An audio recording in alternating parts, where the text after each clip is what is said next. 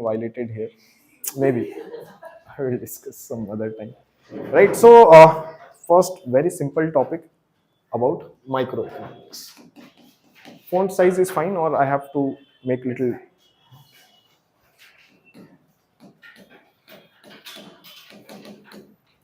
Is it visible? See, I can't do much about handwriting because maybe this has to come from practice. I am very short. I'm having very short uh, experience with respect to practicing on handwriting. Maybe you will be able to adjust. I know. I believe in your capabilities, so you will be able to do this. Basic things. Microeconomics. Maybe we can expect only one question from this particular topic. But sometimes what happens? One question itself. No, you don't have to write simultaneously. I will write. I will sit, or I will give you time to write, so that at least you can listen what is going on. Otherwise, what will happen? I'm writing. You are also writing, and then you are going home and you don't have any clue that what you have written in your notebook. So that should also not happen, right? Fine. So microeconomics, we can expect only one question from this particular topic, maybe from PPC or demand supply, those kind of questions, right? Not beyond that. Yes. Yes. Okay. बिल्कुल बोल सकते, क्यों नहीं बोल सकते? Okay. So in microeconomics, हम किसकी बात करते हैं? One individual firm, behavior of one particular consumer.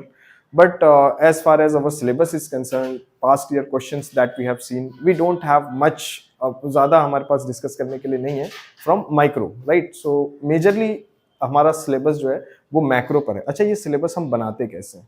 कैसे हमने सोचा कि माइक्रो इकोनॉमिक्स कम पढ़ना है? क्योंकि माइक्रो इकोनॉमिक्स में भी बहुत कुछ है ना. प्रोड्यूसर थेरी है, different theories with respect to welfare approach and all. So बहुत कुछ है. हम फिर सिर्फ कम चीज़ें क्यों पढ़ते हैं?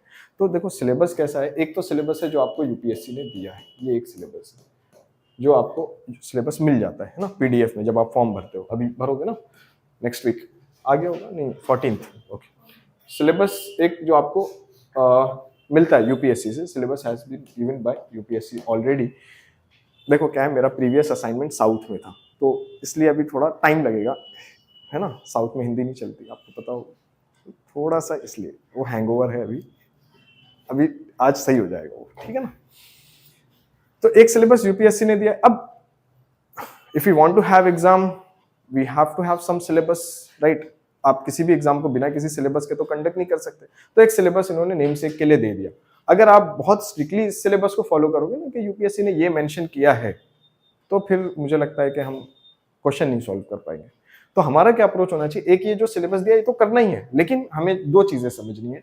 One is this width of syllabus and other is this depth of syllabus, right? कौन कौन से टॉपिक पढ़ने हैं और किस टॉपिक को कितना डिटेल में पढ़ना है. जैसे मान लीजिए कि अभी हमने लास्ट में जब हमने पढ़ा 17-18 modules we have discussed, that means 17-18 chapters. This constitute the width of the syllabus. अब आपने किसी चीज में देखा होगा जैसे services sector, speed is fine, क्योंकि देखो हमने लेट स्टार्ट किया है ना, कवर ज्यादा कर रहे हैं.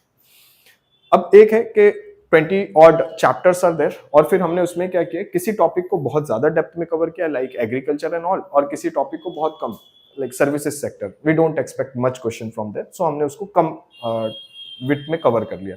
कैसे पता चला? क्या हमारे पास कोई ऐसी सुपर नेचुरल पावर है कि हमने पता कर लिया इस टॉपिक को ज्यादा डीप में कवर करना है, इस टॉपिक को कम डेप्थ में कवर करना है? नहीं, ऐसा नहीं है. देखो, इस एग्जाम की जो प्रिपरेशन है उसमें आपको इन चीज़ों का ध्यान रखना है कि किसको कितना ज़्यादा समय देना है, राइट? अगर इकोनॉमी ही है तो इकोनॉमिक्स को आप कितना समय दोगे, और वो इस पे ही डिपेंड करता है. कोई एक ऐसा टॉपिक है, for example stock market. Stock market से बहुत डीप और बहुत डिटेल्ड क्वेश्चन एक्सपेक्टेड नहीं है. अगर आपने सरफेस लेवल पर भी कुछ चीज़ों को पढ़ लिया है, इंस्ट्रूमेंट्स क्या है, कौन कंट्रोल करता है, you will be able to answer the question, right?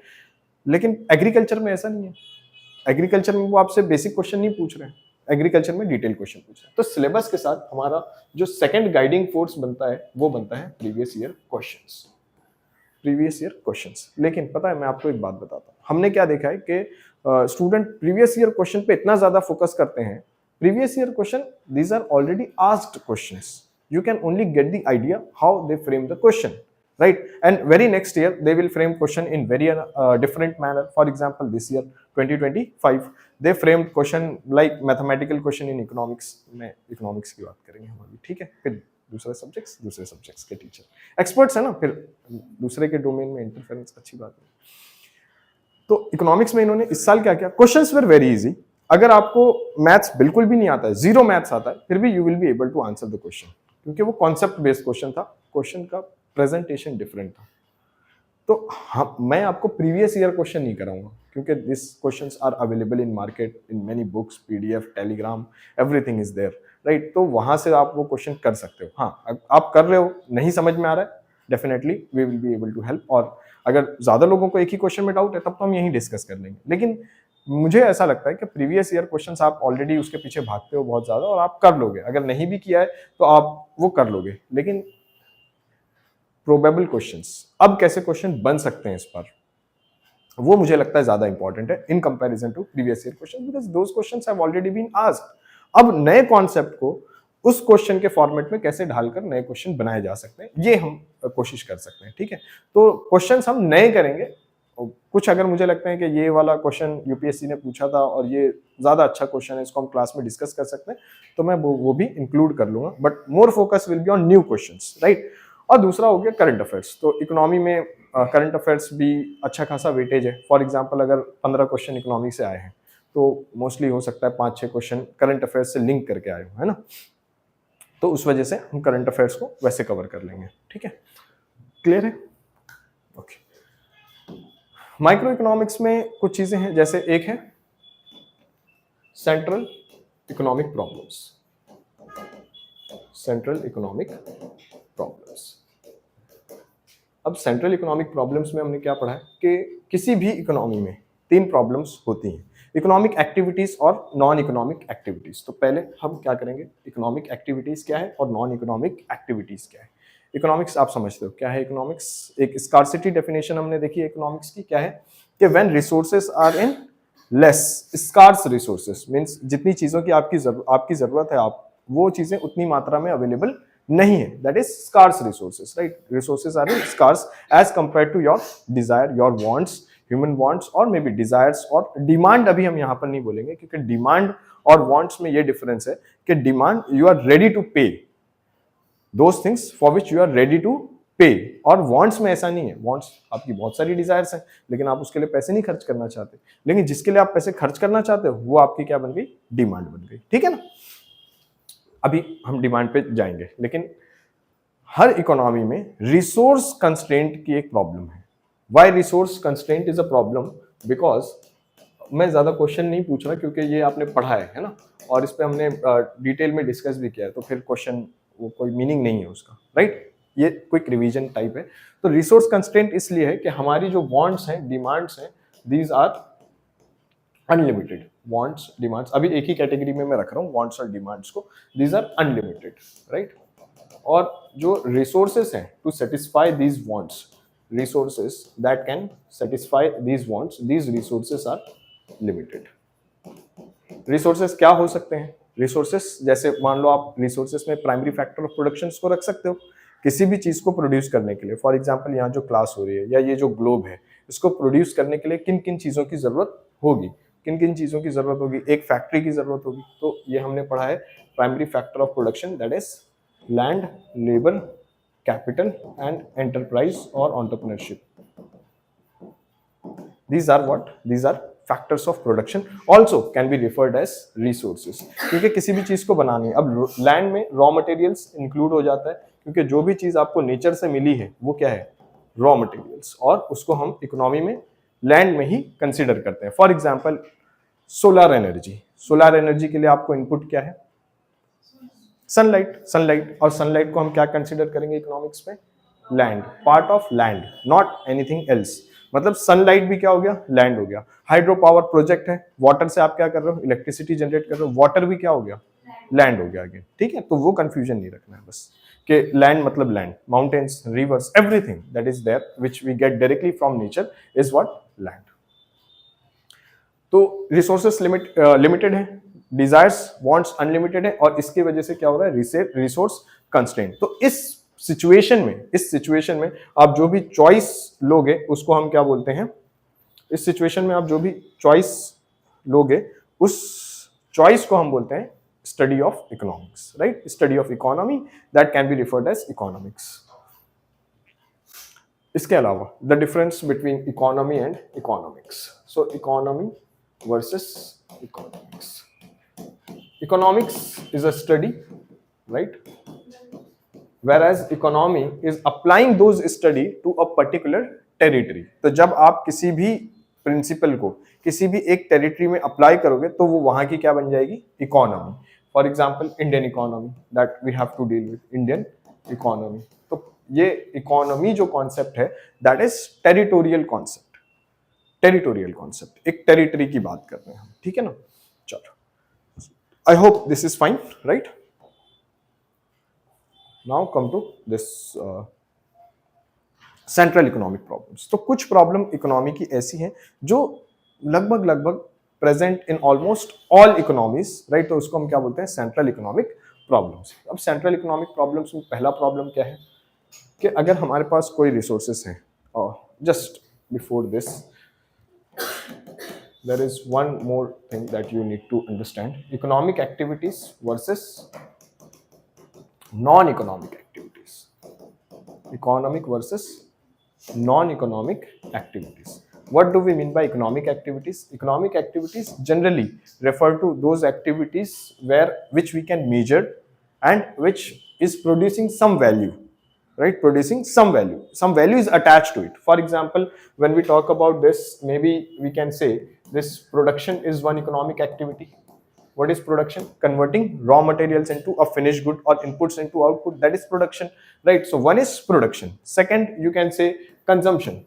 अरे प्रोडक्शन हो गया, कोई कंजम्पशन भी तो करेगा। जैसे ये पेन बना है, इसका हम कंजम्पशन ही कर रहे हैं यहाँ पर, लेकिन पेन बना ये एक इकोनॉमिक एक्टिविटी है, और ये पेन का हम यूज कर रहे हैं, ये डिफरेंट इकोनॉमिक एक्टिविटीज है। The food we eat, the clothes we wear, these are what, consumption, क्योंकि ये हम एंड यूजर है इसके।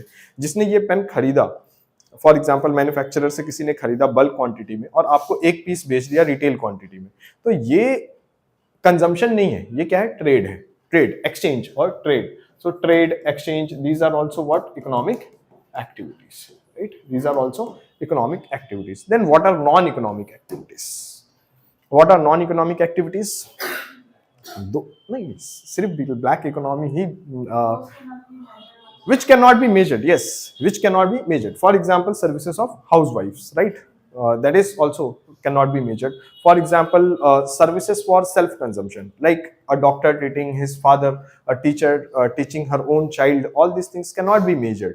Why cannot be measured? Because there is a difference between doctor treating patients in hospitals and doctor treating patient in home, right? In his own house, in his to his own relatives, etc. So these are non-economic activities. Yes, one more is black, that is illegal.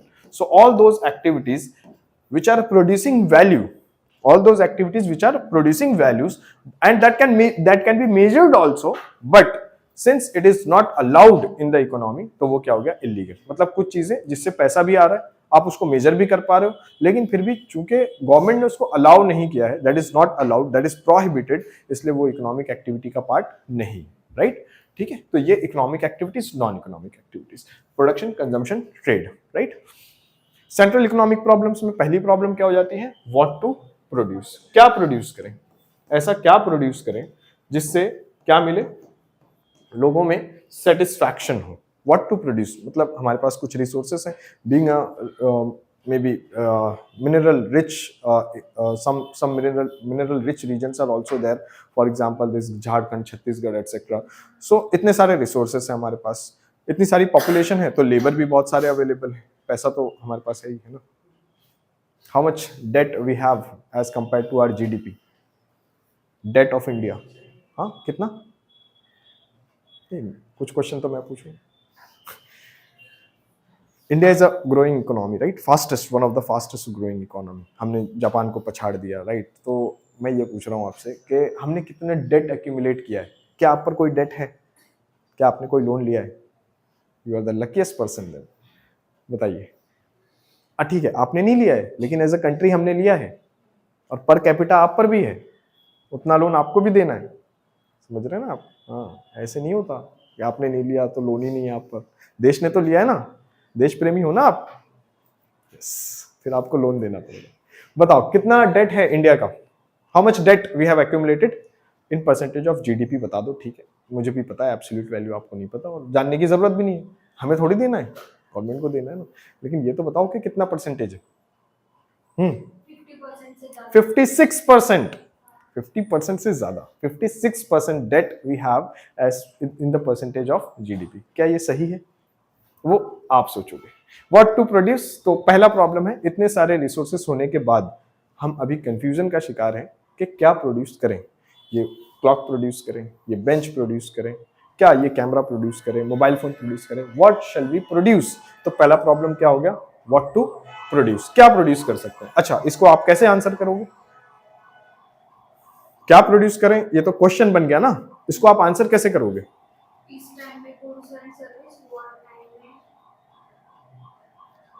Piece time में goods and service, arms and ammunition, ऐसे करोगे आप। ये answer नहीं है, ये example है। ये जो आप बोल रहे हो ये एग्जाम्पल है, आंसर ये नहीं है। एग्जाम में इतने सिंपल क्वेश्चन थोड़ी आते हैं, एग्जाम में तो पूरा खेल शब्दों का है, माया जाल। व्हाट टू प्रोड्यूस, आप देखोगे मैक्सिमम एग्रीगेट सेटिस्फैक्शन, और मैक्सिमम एग्रीगेट सेटिस्फैक्शन क्या होता है, जो इन्होंने अभी बताया कि जब पीस टाइम है तो गुड्स एंड सर्विसेज, जो peace time goods and services है, फूड, क्लोथ्स, और जब वॉर चल रही है तो इसमें क्या प्रोड्यूस करोगे आप, आर्म्स एंड एमिनेशन। तो पहली प्रॉब्लम तो हो गई what to produce. Second problem, अब कैसे प्रोड्यूस करें। ठीक है, कैसे कैसे प्रोडक्शन हो सकता है, पहले तो ये समझना है। तो बहुत सारे तरीके हैं प्रोडक्शन के, बट सारे प्रोडक्शन टेक्निक्स को जब हम क्लासिफाई करेंगे तो मैक्सिमम वो दो चीजों पर आकर रुक जाता है। One is labour intensive, labour intensive समझते हैं ना, जहां पर क्या है, and one is capital intensive. हाँ बताइए बताइए, लेबर इंटेंसिव क्या है। Yes, what is labour intensive. In this capital intensive there is no workforce, this is what, yes, more use of machines. That doesn't mean there will be no labor.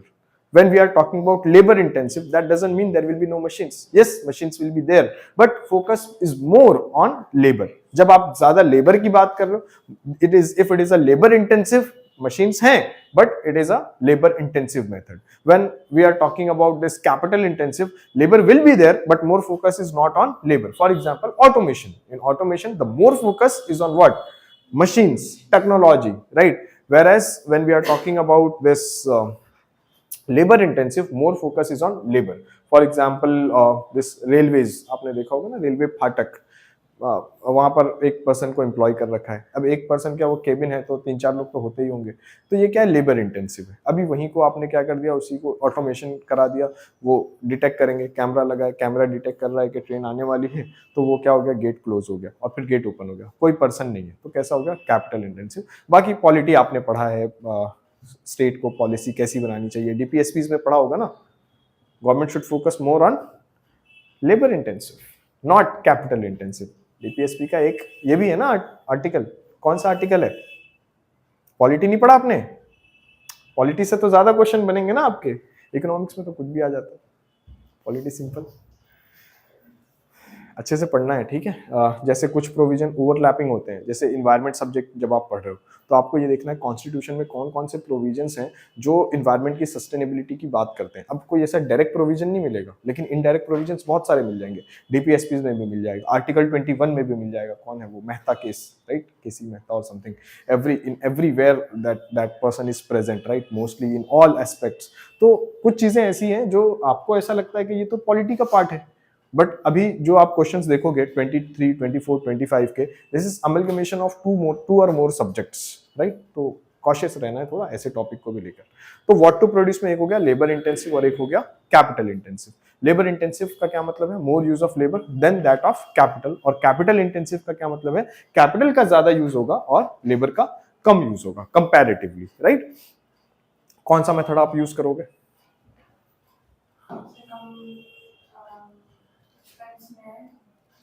yes, how to produce में the focus will be on profit maximization, profit maximization with stable output. Stable output का ये मतलब है कि ऐसा नहीं हो कि लोग प्रोड्यूस कर रहे हैं, ज्यादा लेबर है और वो प्रोडक्शन की डिमांड जो है मार्केट में उसी को नहीं पूरी कर पा रहे, तब तो कोई मीनिंग नहीं है ना।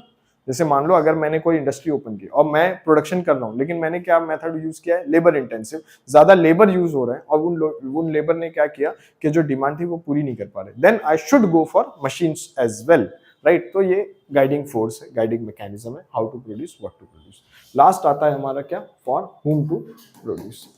For whom to produce. अब इसमें आप क्या ध्यान दोगे, जैसे मान लो हम सोच रहे हैं कि हम कोई एग्रीकल्चरल कमोडिटी की बात कर रहे हैं, ठीक है। मान लो आप क्या हो, किसान, किसान, शेतकरी, राइट, शेतकरी। आपने सोचा कि हम कुछ प्रोडक्शन करते हैं, क्या क्या ऑप्शंस हैं आपके पास, बहुत सारे ऑप्शंस हैं। राइस और व्हीट तो है ही, फिर उसके बाद शुगर केन है, फिर उसके बाद और चीजें 20 almost 22 crops that is under covered under MSP. Recently we have seen this foxnut, question is expected क्योंकि बजट में लास्ट ईयर बहुत चर्चा हुई फॉक्सनट पर, also known as makhana. There is a demand that makhana should also be included under MSP regime, so that those farmers, mostly where is the production of this foxnut, mostly in Bihar, mostly in Bihar, that too in those regions where water availability is more, because it is a kind of aquatic crop, it is a kind of aquatic crop, this is an aquatic crop, right। देखा होगा आपने, है ना, कैसे इसका देख लेना, YouTube पे वीडियोस मिल जाएगी, वो वाटर पूरा पानी भरा होता है और उस पे ऐसे लीव्स होते हैं और फिर उसमें से निकालते हैं ना, water rich means, that is why also known as aquatic crop. तो इसकी डिमांड भी बिहार एग्रीकल्चर मिनिस्टर ने रेज की है कि it should be included under this MSP regime, right. Now for whom to produce में आप क्या देखोगे फिर, कि जिसके लिए भी आप प्रोड्यूस कर रहे हो, क्या वो इसको कंज्यूम कर सकते हैं। For example let's talk about makhana only. 85% of total production in India is of this foxnut is happening in Bihar. उनको क्या रेट मिलता है और मार्केट में किस रेट पर अवेलेबल है, देखा आपने मार्केट में मखाना। आपको लगेगा आपको लगेगा कि चलो जाने दो, इससे अच्छा तो राइस और व्हीट है कंजम्पशन के लिए, राइट। लेकिन क्या मखाना प्रोड्यूसर जो हैं फार्मर्स, क्या उनको वो रेट मिल रहा है, नहीं मिल रहा है।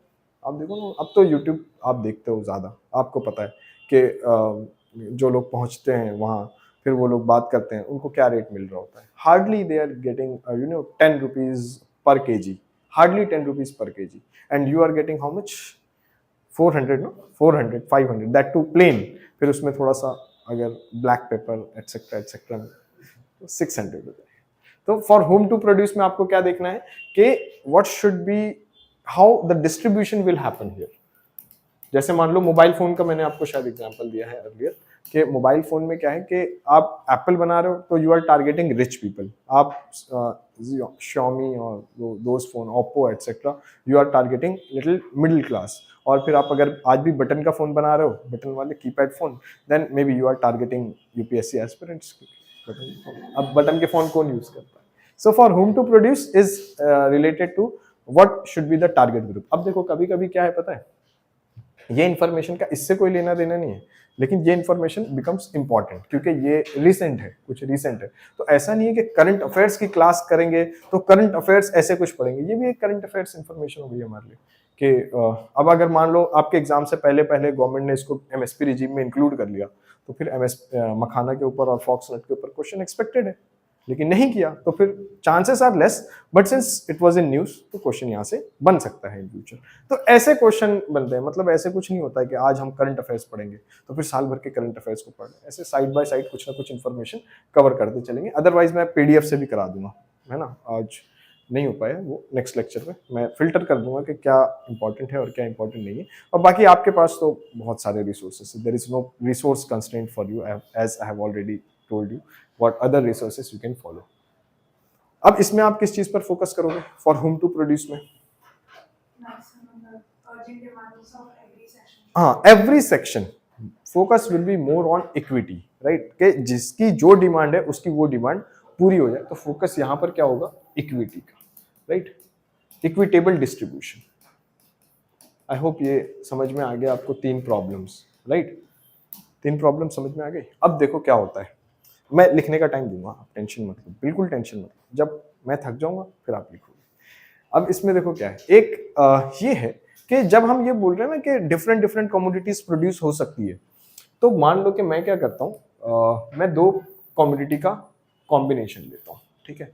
कोई भी 2 कमोडिटीज जो साइमल्टेनियसली प्रोड्यूस की जा सकती है। फॉर एग्जांपल ये समझ लो मेरे इनपुट्स हैं, इनपुट्स कुछ भी हो सकते हैं, लैंड, लेबर, जो आपको पता है बेसिक फैक्टर ऑफ प्रोडक्शन है ना, लैंड, लेबर, कैपिटल और entrepreneurship. These are what basic inputs required for any production. कोई भी चीज प्रोड्यूस करना चाहते हैं हम, इन चीजों की जरूरत पड़ती है, ठीक है ना? इनपुट्स मान लो हम कांस्टेंट लेके चलते हैं, एक इनपुट ले लिया हमने लेबर, ठीक है? और लेबर को हम क्या कर रहे हैं कि हमारे पास मान लो हम क्या करना चाहते हैं, 2 चीजें प्रोड्यूस करना चाहते हैं। एक हो गया, चलो चेंज नहीं करते हम एग्जाम्पल को, क्योंकि फिर आप कंफ्यूज हो जाते हो, सेम एग्जाम्पल लेते हैं, शर्ट्स एंड मशीन्स, ठीक है? शर्ट्स एंड मशीन्स, अगर दिख नहीं रहा है ना मेरी हैंड राइटिंग की वजह से, पुअर हैंड राइटिंग, तो मैं बोल भी रहा हूँ, ठीक है? This is shirts, this is machines. और मान लो ये हमारा आउटपुट है, शर्ट्स और मशीन्स का, और ये कुछ चीजें जो हम बाद में लिखेंगे। अब देखो यहाँ पर क्या होगा, मेरे पास 100 लेबर्स हैं। कितने लेबर्स हैं? 100। सारे के सारे मैंने क्या प्रोड्यूस करने में लगा दिए? शर्ट्स। तो मैं कितने शर्ट्स प्रोड्यूस कर पाया? फॉर एग्जांपल 100 लेबर से। अभी कोई भी लेबर मशीन प्रोड्यूस नहीं कर रहा, सारे क्या प्रोड्यूस कर रहे हैं? Only shirts. तो 100 shirts are produced by 100 labours, right? अब मशीन तो का प्रोडक्शन होगा नहीं। अब मैंने क्या किया, मुझे लगा कि may be I can go for diverting some of my resources towards machines. तो मैंने यहाँ पर क्या कर दिया, 20 लेबर्स यहाँ डाइवर्ट कर दिए। Now 80 people are producing shirt and 20 are producing machines. अब शर्ट्स की क्वांटिटी घट जाएगी। देखो ये समझ आ रहा है ना, 100 से 80 हो गए लेबर शर्ट्स में, तो अब आउटपुट भी क्या हो जाएगा? लेस हो जाएगा। तो शर्ट्स 100 से कितना हो गया? मान लो 50, और इतना नहीं करते, चलो 70, ठीक है? शर्ट्स कितने प्रोड्यूस हुए? 70। और मशीन्स कितनी प्रोड्यूस हुई? ओनली 1। मशीन में ज्यादा लेबर लगेंगे ना, तो मशीन कितनी प्रोड्यूस हुई? 1। और शर्ट्स कितने प्रोड्यूस हुए? 70। अब मैं क्या कर रहा हूं, मशीन्स में और डाइवर्ट कर रहा हूं, लेकिन मैं अपने लेबर्स बढ़ा नहीं रहा। आप देख रहे हो ना, एक दूसरा ऑप्शन ये हो सकता था कि मैं 100 मोर लेबर हायर कर लेता, लेकिन मैं लेबर्स अपना इनपुट नहीं बढ़ा रहा। जब तक आप अपने सारे इनपुट को नहीं बढ़ा देते, उसको हम बोलते हैं शॉर्ट रन। और जब आपके सारे इनपुट्स चेंज हो जाते हैं, उसको हम क्या बोलते हैं? Long run. तो जब तक आप दादर ब्रांच में थे, शॉर्ट रन में चल रहे थे, अब आप बोरीवली ब्रांच ले लिया, आप क्या हो गए? लॉन्ग रन में चले गए।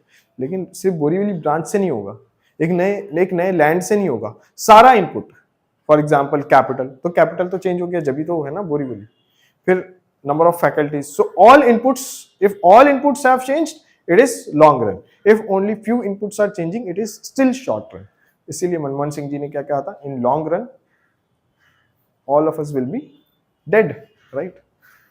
यही कहा था ना उन्होंने। तो लॉन्ग रन समझ गए ना आप? इकोनॉमी में लॉन्ग रन का क्या मीनिंग है? इकोनॉमी में लॉन्ग रन का मीनिंग है, जैसे गवर्नमेंट के है ना कि 2047 वी विल बी विकसित Bharat, 2070 we will achieve net carbon emission, मतलब carbon emission, net emission will be 0। ऐसे है ना कुछ टारगेट्स गवर्नमेंट के। इन्वायरमेंट भी है ना एक सब्जेक्ट आपको, क्लाइमेट चेंज, ग्लोबल वार्मिंग। हाँ, questions are expected. Last year mains में 4 क्वेश्चन पूछ लिए। देखो आप इंपॉर्टेंस कितनी बढ़ गई है इन्वायरमेंट की। तो जैसे हम बोलते हैं ना, Viksit Bharat by 2047 we will be able to achieve net carbon 0 by 2070। तो मनमोहन सिंह ने उस कॉन्टेक्स्ट में कहा, in longer run all of us will be dead, so what is the use. चलो जाने दो, वो फिर पॉलिटिकल हो जाएगा। और राज ठाकरे का घर यही है ना, हमने डिस्कस किया। चलो समझ गए ना आप? तो एक मशीन एक्स्ट्रा बढ़ गई। अब देखो और क्या करा हमने, अब और कम कर दिया, और कम कर दिया। तो मान लो ये कर दिया हमने और कम 50 हो गया यहाँ पर, ठीक है? 50 कर दिया, तो यहाँ कितने बचे?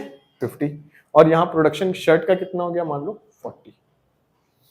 या इसको हम क्या कर सकते हैं, थोड़ा और कम कर सकते हैं। यहाँ 30 कम किया था ना, मैं बता रहा हूँ क्यों मैं ज्यादा कम कर रहा हूँ, अभी बता रहा हूँ। ये हो गया 30। ठीक है, मतलब 40 से कम हो गया, या और कम ऐसा कर लो, इसको 35 कर लो, और ये एक और मशीन प्रोड्यूस हो गई, 2 machines extra we have produced by compromising on labours. अब क्या किया, यहाँ 0 कर दिया, ये क्या हो गया, सारे 100 के 100 लेबर्स कहाँ आ गए, मशीन्स प्रोड्यूस करने के लिए। अब कोई भी शर्ट प्रोड्यूस नहीं कर रहा, तो शर्ट का प्रोडक्शन क्या हो गया, 0, मशीन का प्रोडक्शन कितना हो गया, 3। क्या इसमें कोई डाउट है आपको, सिंपल, कोई बात ही नहीं। अब ये क्या है, ये कुछ नहीं है, या सीसेट का पेपर है ना आपका, बस वही है, ये टोटल प्रोडक्शन, एवरेज प्रोडक्शन और मार्जिनल प्रोडक्शन। मार्जिनल, अब इसमें क्या है, marginal, total, average, marginal. Total production ये 100 हुआ है, ठीक है, टोटल प्रोडक्शन ये 70 + 1 71 हुआ है, ये टोटल प्रोडक्शन 37 हो गया है, ये टोटल प्रोडक्शन 3 हो गया है। लेकिन अभी हम इसको वैसा नहीं लिख रहे, मान लो हम इसमें ये कर सकते हैं कि इसमें हम ऐसे लिखते हैं, कैसे, शर्ट्स मशीन्स, तो ये 100, ये 0, ये टोटल प्रोडक्शन 70, ये 1, ये 35, तो टोटल प्रोडक्शन यही है जो आउटपुट है, राइट। अब एवरेज प्रोडक्शन आप देखो, 100 लोग 100 प्रोड्यूस कर रहे थे, मतलब एवरेज कितना था, 1, 100/100 ही तो 1 होता है। अब यहां पर क्या हो गया, शर्ट्स का देखो आप 70, और यहां पर लेबर कितने हो गए, 80, मतलब अगर मैं 70/80 लिखूं तो ये लेस देन 1 हो गया ना, लेस देन 1 हो गया, एवरेज प्रोडक्शन भी घट गया। फिर आप ये देखो, तो हम क्या कर रहे हैं कि शर्ट्स के कंपैरिजन में मशीन्स आर मोर इजियर, तो हम मशीन्स की भी बात कर सकते हैं। जैसे यहाँ पर एवरेज प्रोडक्शन कुछ भी नहीं है, क्योंकि मशीन प्रोड्यूस ही नहीं हुई, और यहाँ पर मशीन प्रोड्यूस हो रही है। जब यहाँ मशीन प्रोड्यूस हो रही है, एक मशीन, कितने लेबर, 20 लेबर, तो 20 labour is able to produce 1 machine. Now यहाँ देखो 2 मशीन्स, और अब कितने लेबर हो गए, 50, 2 मशीन्स 50 लेबर, मतलब ये 1/25 हो गया, इससे और कम हो गया ना, 1/20 से कम होता है ना 1/25, हाँ, डिनोमिनेटर बढ़ रहा है मतलब वैल्यू घट रहा है। फिर यहाँ क्या हो गया, 100/3, 3/100, मतलब ये 1/33 हो गया, और कम हो गया, मतलब ये एवरेज प्रोडक्शन क्या हो रहा है, घट रहा है। अब देखो मार्जिनल प्रोडक्शन, मार्जिनल प्रोडक्शन क्या है कि एक एक्स्ट्रा यूनिट प्रोड्यूस करने के लिए आपने कितने लेबर को डाइवर्ट किया, एक एक्स्ट्रा प्रोडक्शन के लिए, एक एक्स्ट्रा प्रोडक्शन के लिए कितने शर्ट से आपने कॉम्प्रोमाइज किया, 30, 100 से 70 ना, कितने शर्ट से कॉम्प्रोमाइज किया, 30 शर्ट से आपने कॉम्प्रोमाइज किया। यहां पर एक और एक्स्ट्रा प्रोड्यूस करने के लिए कितने से कॉम्प्रोमाइज किया, 35, और एक और एक्स्ट्रा प्रोड्यूस करने के लिए कितने शर्ट से कॉम्प्रोमाइज किया, 35। आपको क्या समझना है कि जो आप बन रहे हो ना मल्टीटास्किंग, फोन देखते देखते पढ़ भी लेंगे, इंस्टा चलाते चलाते भी पढ़ लेंगे, नहीं होगा। क्या होगा, यहां पर आपका मार्जिनल प्रोडक्शन कम हो जाएगा। एक भी आपने अगर दूसरी एक्टिविटी साथ में ली, तो फिर उसके साथ क्या हो जाएगा, धीरे धीरे आपकी दूसरी प्रोडक्टिविटी घट जाएगी।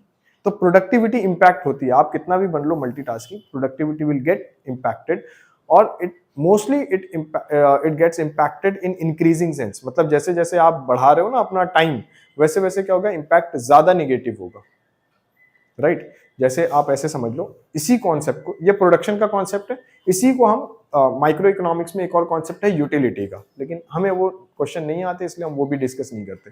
फॉर एग्जाम्पल मान लो अब आपको भूख लगी है, आपको मिल गया एक donut, right, that choco donut आपको मिल गया।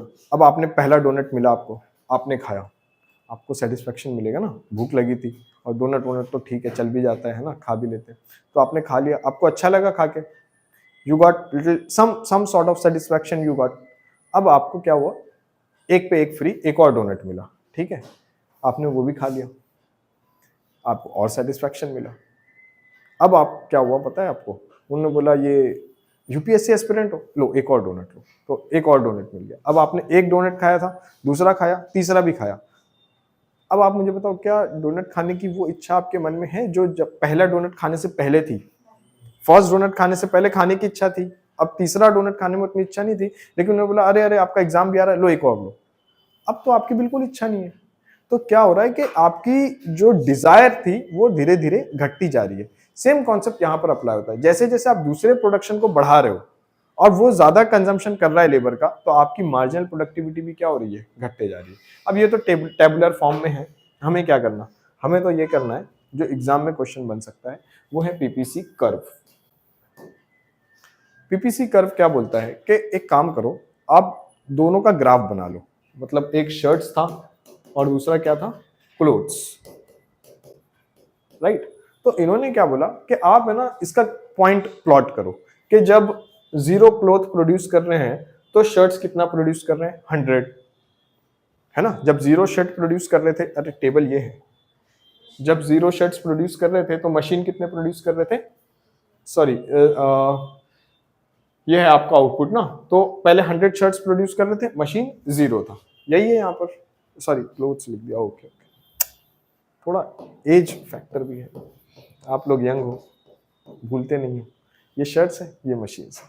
तो जब हम 0 मशीन प्रोड्यूस कर रहे हैं तो उस समय हम 100 शर्ट्स प्रोड्यूस कर रहे हैं, और जब हमने क्या किया, सिर्फ मशीन प्रोड्यूस किए, तो हम 3 machines we could produce but with 0 shirts, right. तो ये कॉम्बिनेशन है। जब हम इसके और पॉइंट्स प्लॉट करते हैं तो ये कुछ इस तरह का हमें ग्राफ बनकर मिलता है, और इस ग्राफ को हम क्या बोलते हैं, इस कर्व को बोलते हैं प्रोडक्शन पॉसिबिलिटी कर्व और प्रोडक्शन पॉसिबिलिटी फ्रंटियर, पीपीसी और पीपीएफ। अब इसका कुछ सिग्निफिकेंस है इकोनॉमी में, क्या सिग्निफिकेंस है, जैसे आप देखोगे कि इस पर कोई भी पॉइंट है, पीपीसी पर कोई भी पॉइंट है, ये कैसे पॉइंट है, ये अटेनेबल पॉइंट्स हैं, मतलब आप इनको अटेन कर सकते हो। जो पॉइंट्स पीपीसी के अंदर हैं ये क्या शो करते हैं, अंडर यूटिलाइजेशन, ये शो करते हैं अंडर यूटिलाइजेशन। मतलब अगर आप इस पॉइंट पे काम कर रहे हो ना, जैसे यहां देखिए 70 शर्ट्स के साथ आप एक मशीन प्रोड्यूस कर सकते हो, लेकिन मान लो आप 70 शर्ट्स प्रोड्यूस कर रहे हो और मशीन 0, मशीन प्रोड्यूस नहीं कर पाए, 30 लेबर डाइवर्ट कर दिए, मशीन प्रोड्यूस नहीं हुई, इसका मतलब क्या है, अंडर यूटिलाइजेशन। मान लो यहां पर 50 शर्ट्स प्रोड्यूस किया और एक मशीन, लेकिन हो क्या सकता था, अगर आपने एक मशीन प्रोड्यूस किया है तो 70 शर्ट्स यू कुड प्रोड्यूस, लेकिन अब आपने कितना प्रोड्यूस किया, सिर्फ 50, मतलब आपने 70 से कम किया, मतलब आप अपने पोटेंशियल का कम यूज कर रहे हो, उसको हम क्या बोल रहे हैं, अंडर यूटिलाइजेशन। वेरी सिंपल, अरे आपने पढ़ा होगा ना ये, देखो मैं आपको कॉम्बो ऑफर दे रहा हूँ, कुछ कॉन्सेप्ट्स हम दूसरे सब्जेक्ट्स के भी डिस्कस कर सकते हैं। जैसे इन्वायरमेंट हो गया आप लोगों का ना, जैसे आप इन्वायरमेंट में एक पढ़ोगे कॉन्सेप्ट निश, राइट। कौन कौन से निश होते हैं, अरे ये बहुत इंपॉर्टेंट सब्जेक्ट है, ये कितना भी इकोनॉमिक पढ़ लो, इन्वायरमेंट के जो क्वेश्चन है ना वो होने चाहिए। व्हाट इज निश, व्हाट इज निश, हाँ यस, हर स्पीशीज का एक ऐसा कैरेक्टर, मतलब कोई भी प्रॉपर्टी होता है, लेट्स से रिप्रोडक्टिव निश है कि मतलब उसी टाइम पे सिर्फ वही एक स्पीशीज रहेगा, बाकी लोग मतलब इट्स अ कंपटीशन गेम। मेरा याद नहीं आ रहा एग्जैक्टली, याद नहीं आ रहा है, देखो मैं बताता हूँ, इनको पता है, इन्होंने पढ़ा है, लेकिन थोड़ा सा क्या है, पढ़े तो सब रहते हैं, थोड़ा थोड़ा गड़बड़ कर देते हैं और फिर रिपीट करना पड़ता है।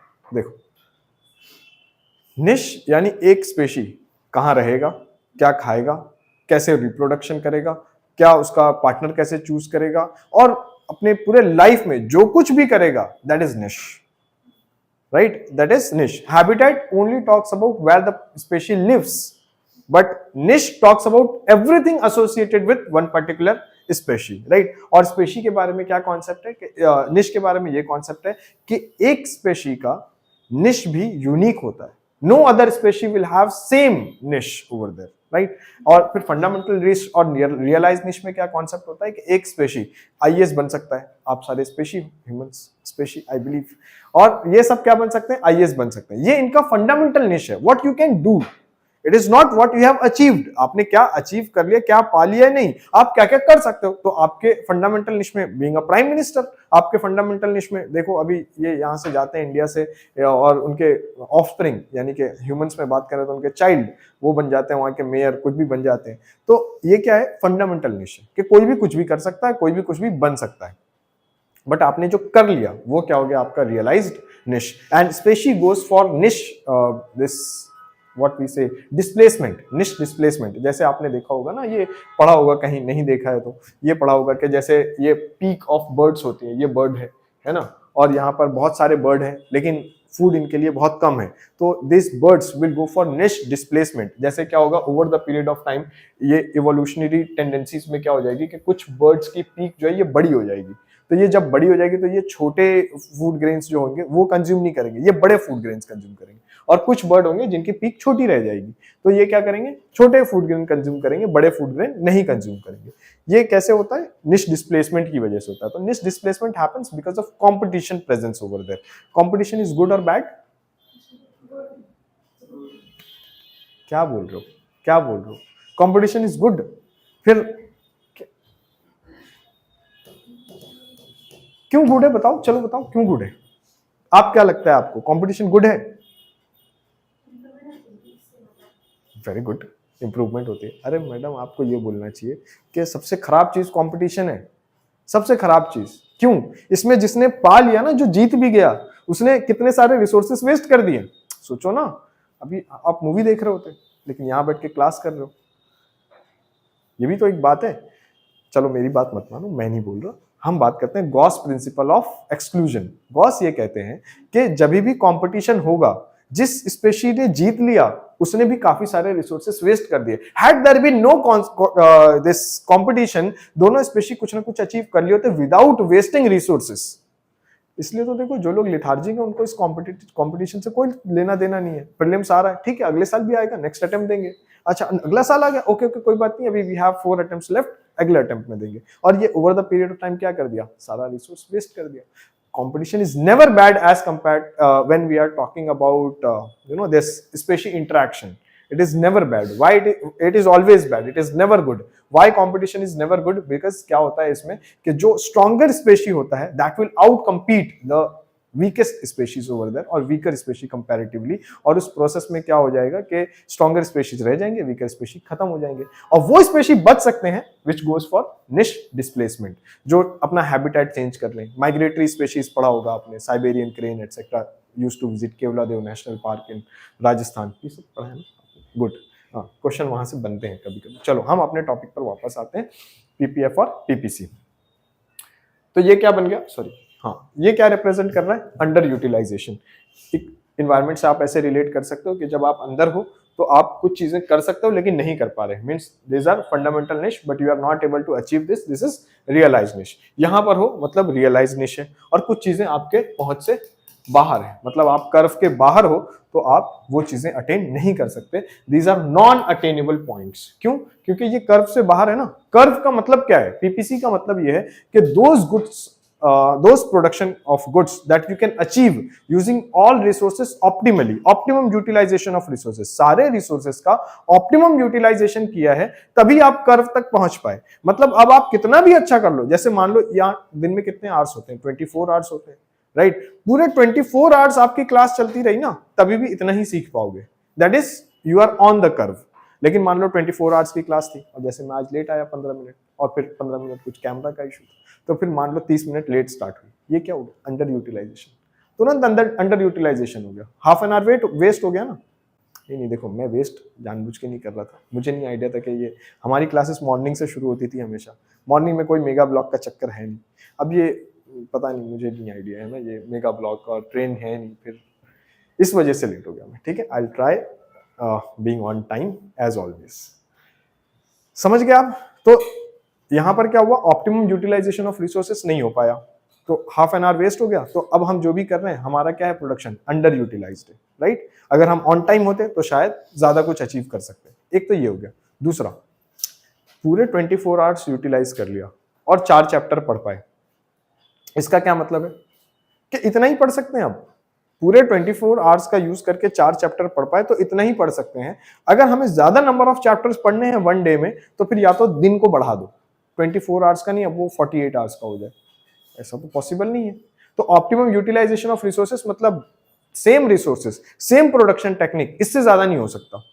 जैसे कभी कभी आप बोलते हो ना, अरे 5 घंटे से ज्यादा कौन पढ़ पाया, कोई नहीं पढ़ पाया, 5 घंटे से ज्यादा तो पढ़ ही नहीं सकते, है ना? फिर पता चलता है वो 5 घंटे में आपने 1 घंटा तो इंस्टाग्राम चला लिया। वो है ना, आपका क्या आता है मोबाइल में, वो डिस्प्ले जो कंट्रोल बीइंग क्या है ना, वेल बीइंग कंट्रोल, जिसमें बताता है कि आज आपने पूरे दिन में कितना फोन यूज किया, किस screen time, yes screen time, हाँ समझ गया आप? ये समझ गए ना आप? अब देखो आप इसमें कैसे मैजिक होता है।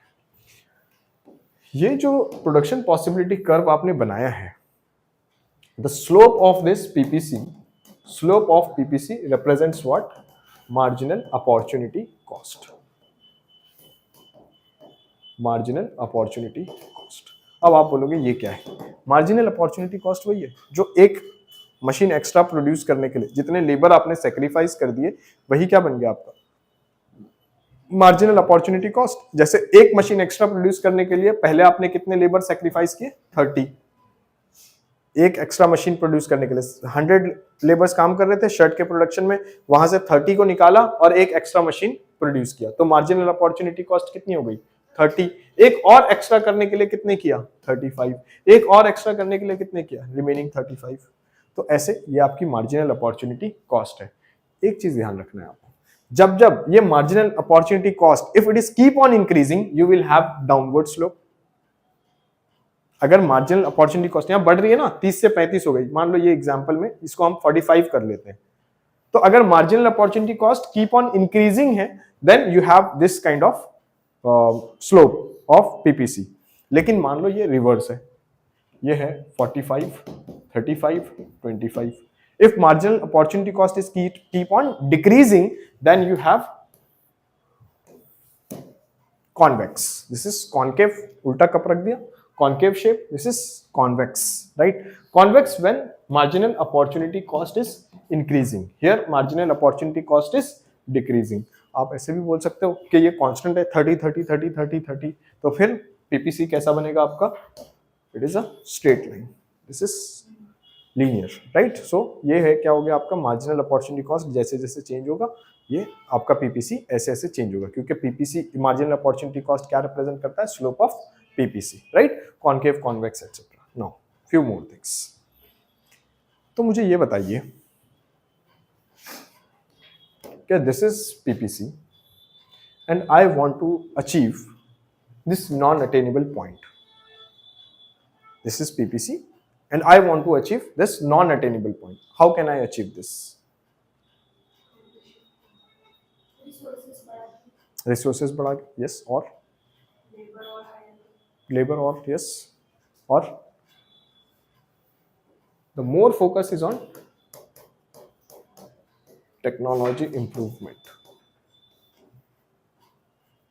टेक्नोलॉजी अगर इंप्रूव हो जाए सो क्या हो सकता है कि नॉन अटेनेबल पॉइंट्स को भी अटेन कर सकते हैं। जैसे आप क्लास में बैठे हैं, कुछ लोगों ने ऑनलाइन कर लिया, ज़्यादा प्रोडक्शन हो गया ना, अभी तो कम हो रहा है, लेकिन कुछ लोगों ने ऑनलाइन भी अटेंड कर लिया, टेक्नोलॉजी की वजह से प्रोडक्शन बढ़ गया। हमने कुछ एक्स्ट्रा नहीं किया, यहाँ पर एक गैजेट का यूज़ किया है बस, और इसका क्या हो गया? प्रोडक्शन बढ़ गया। आगे समझ? तो टेक्नोलॉजी इंप्रूवमेंट से क्या हो सकता है? प्रोडक्शन पॉसिबिलिटी कर्व शिफ्ट हो सकता है and non attainable points can also become what? Attainable point. लेकिन देखो ऐसा जरूरी नहीं है, कभी कभी इस तरह भी हो सकता है। ये मूवमेंट तो इस तरह है ना,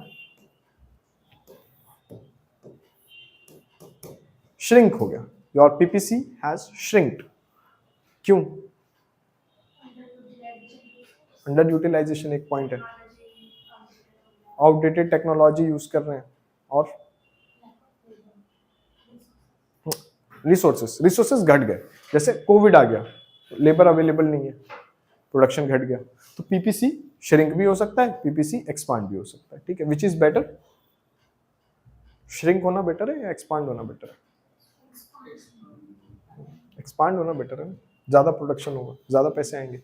चलो कुछ चीजें आप लिख लो जल्दी जल्दी से। देखो मैंने ज्यादा कुछ पैराग्राफ वगैरह तो लिखा नहीं है, सिंपल सिंपल सी चीजें, उसको जल्दी से आप थोड़ा सा लिख लो। रिसोर्स कंस्ट्रेंट क्या है, अदरवाइज सारी चीजें हैं आपके पास, लेकिन थोड़ा सा लिख लो, आपको भी एक सेंस ऑफ सेटिस्फैक्शन रहे कि लिख लिया, ठीक है, कुछ तो किया है आज क्लास में आके।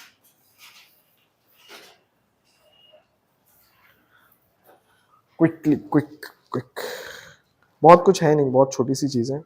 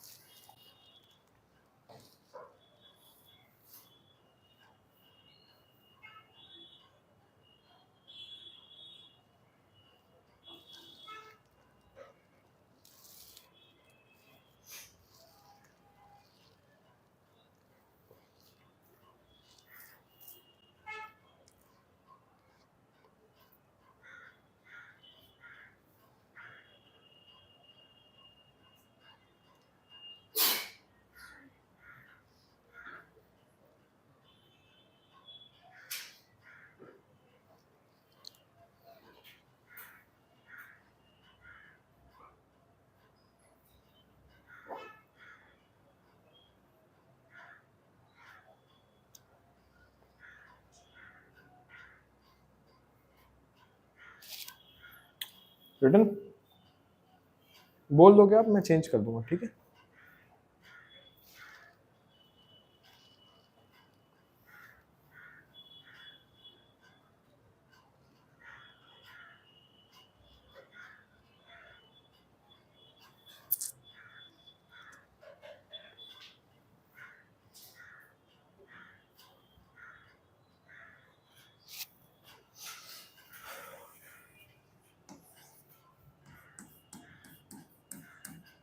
क्वेश्चन लिखना नहीं है आपको, क्वेश्चन बस आंसर करना है।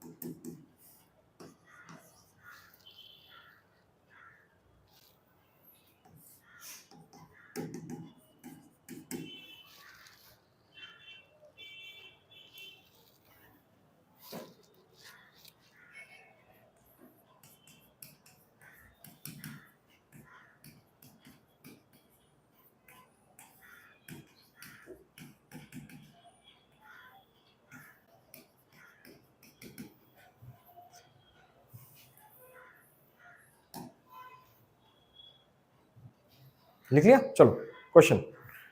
If less and less of a good is foregone to increase the production of other good, then PPC shift to left, PPC shift to right, PPC is concave, PPC is convex. What is the answer?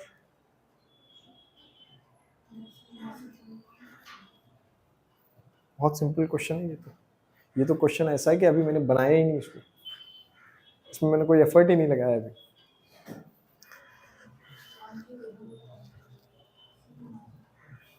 Yes बताओ, ये लिख लिया आपने ना, ये तो लिख लिया। चलो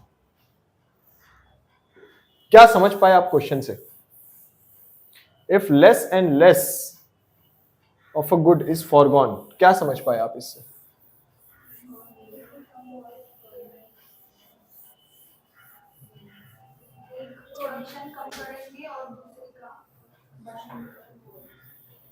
ये होता है एग्जाम में, ये जो अभी आपके साथ हो रहा है ना, बस यही होता है एग्जाम में। ये कुछ भी नहीं है, ये क्वेश्चन कुछ भी नहीं है। अभी मैं आपको बताता हूँ, ये अभी मैंने एक्सप्लेन किया है और मैंने आपको क्वेश्चन दिया है। Less and less of a good is foregone का क्या मतलब होता है? अभी हमने जो क्वेश्चन किया था शर्ट्स और मशीन्स का, उसमें क्या कर रहे थे हम? More and more good is foregone. Why more and more good is foregone? Because पहले हमने एक एक्स्ट्रा मशीन प्रोड्यूस किया, एक एक्स्ट्रा मशीन प्रोड्यूस किया, कितने शर्ट्स, कितने लेबर कॉम्प्रोमाइज करके? 30, और एक्स्ट्रा मशीन प्रोड्यूस करने के लिए और ज्यादा कॉम्प्रोमाइज किया। मतलब हमारा मार्जिनल, ये जो लिखा है ना एक्स्ट्रा फूड फॉरगॉन, ये कुछ नहीं है, ये मार्जिनल अपॉर्चुनिटी कॉस्ट की बात कर रहा है। तो मार्जिनल अपॉर्चुनिटी कॉस्ट बढ़ रही है। जब मार्जिनल अपॉर्चुनिटी कॉस्ट बढ़ती है तो कौन सा शेप होता है? Concave. Answer is this is what they are asking. Very simple question. क्या इसमें कुछ डाउट है? नहीं, लेकिन इसमें डिकोड ये करना है कि इसका क्या मीनिंग है। अब वो थोड़ा सा एफर्ट लगाना पड़ेगा, ठीक है ना, थोड़ा सा एफर्ट लगा के समझना कि इसका मीनिंग क्या है, बस जॉब इज डन। और ये नहीं होता एग्जाम में, मैं भी समझ सकता हूँ कि ये क्या है कि थोड़ा सा अगर आप लेस डिस्ट्रैक्टेड है, मोर फोकस्ड है, तब तो हो जाएगा। यस ये क्वेश्चन को ऐसे भी देख सकते हैं कि मतलब अगर हम लोग किसी और को लाइक फॉर एग्जांपल शॉर्ट्स को बनाने में हम लोग इतना कॉम्प्रोमाइज नहीं कर रहे, so that means somewhere we are increasing our capability to produce. तो फिर भी आंसर हो बिल्कुल हो सकता है, लेकिन यही तो बात है, जिस चीज के बारे में दिया है उतना ही सोचना है। ये नहीं सोचना है कि आप अपनी इफिशिएंसी बढ़ा ली होगी आपने, नहीं नहीं नहीं, उसकी बात ही नहीं की हमने। वर्कर इफिशिएंसी की बात की हमने नहीं बात की।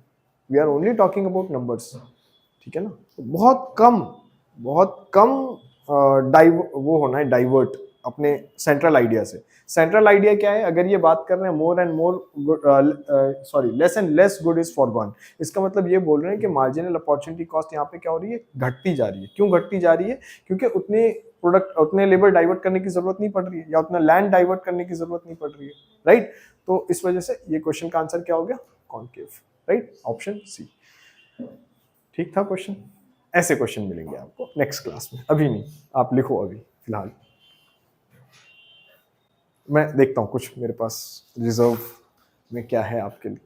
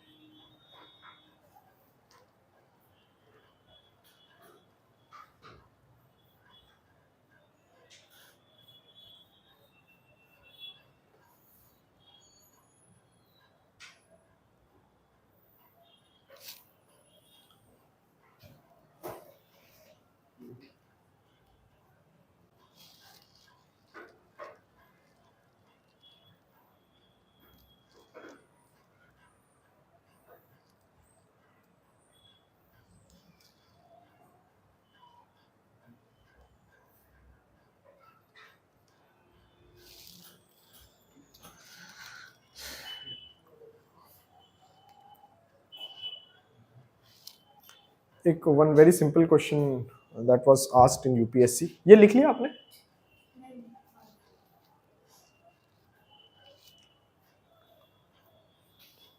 चलो लिख लो, लिख लो। वाह।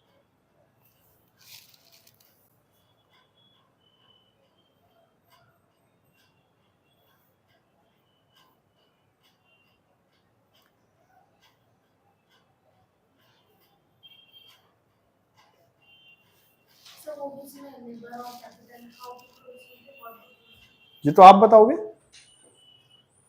लेबर इंटेंसिव किसका पार्ट है, व्हाट टू प्रोड्यूस का पार्ट है या हाउ टू प्रोड्यूस का पार्ट है? How इसीलिए लिखना जरूरी है, इसीलिए लिखना जरूरी है, and you come into contact of those things which are there.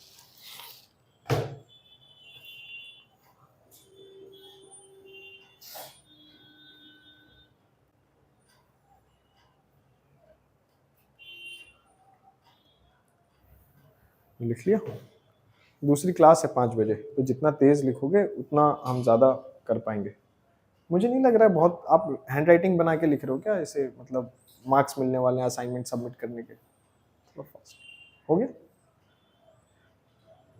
Done.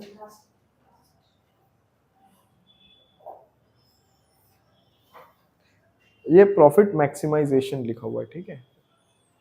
मैं थोड़ा सा वर्क करूंगा अगली बार हैंड राइटिंग पर, more legible hand writing. Sustainable development goal number 13 related to, नहीं नहीं आप देख के नहीं बताओगे, आप तो ऐसे बताओगे ना, आप तो एस्पिरेंट्स हो। 14, नहीं नहीं देख कर नहीं बताना है। 15.3 पढ़ा होगा न्यूज अपने इन्वायरमेंट सब्जेक्ट में, यस पढ़ा है आपने सस्टेनेबल डेवलपमेंट गोल, नहीं पढ़े? आप इस बार नहीं दे रहे हो एग्जाम, इसलिए आप नहीं थे, इसलिए मैं सोच रहा हूँ ना आप नहीं थे, ये सब तो थे, पढ़ लिया इन्होंने सब। चलो नेक्स्ट। हाँ यहाँ लिख सकते हैं ना question.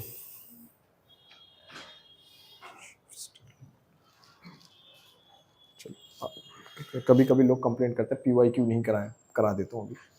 There should be no scope of complaint.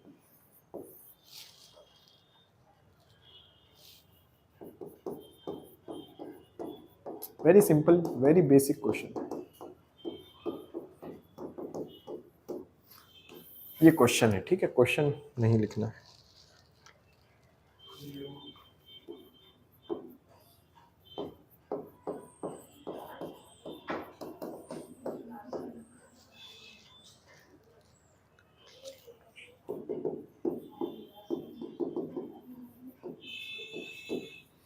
नहीं नहीं बातें नहीं करनी, जल्दी लिखना है, फिर क्वेश्चन का आंसर करना है। जिनका लिख लिया है वो क्वेश्चन आंसर करेंगे ना।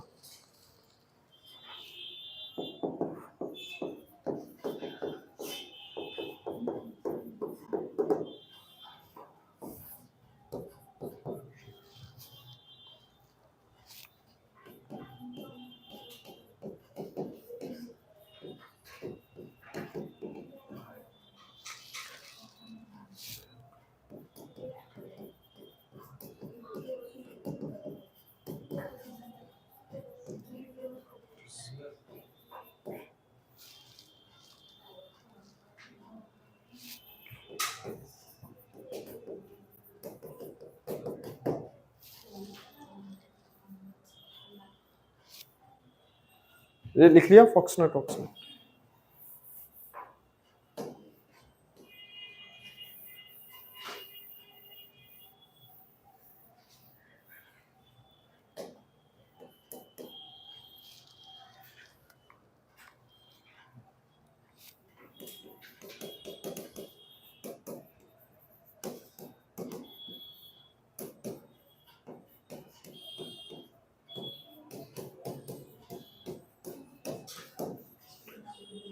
Yes, very simple question 2015। Question समझ में आ गया आपको? पहले क्वेश्चन क्या है बताइए सर, लास्ट बेंच बताइए क्या है question. The substitution of steel for wooden plough in agriculture production is an example of. पहले लकड़ी के हल थे, आपने स्टील का हल ले आया, ठीक है। ये किसकी एग्जांपल है, ये क्या दर्शाता है इन सारी चीजों में, जैसे कि लेबर ऑगमेंटिंग टेक्नोलॉजिकल, हाँ सॉरी सॉरी सॉरी क्या हो गया, चलो होता है हाँ बताओ आपको क्या लगता है, पहले आप अपने आंसर बताइए फिर तो क्वेश्चन एक्सप्लेन होगा ना। You think C, you think नहीं, सी वाले क्या जाने दो, सी वाले कितने हैं आपके साथ, कोई नहीं है। बी वाले कितने हैं, बी वाले, और ए वाले कितने हैं, ए वाले, और डी वाले कितने हैं, और बाकी लोग किसकी तरफ से हैं?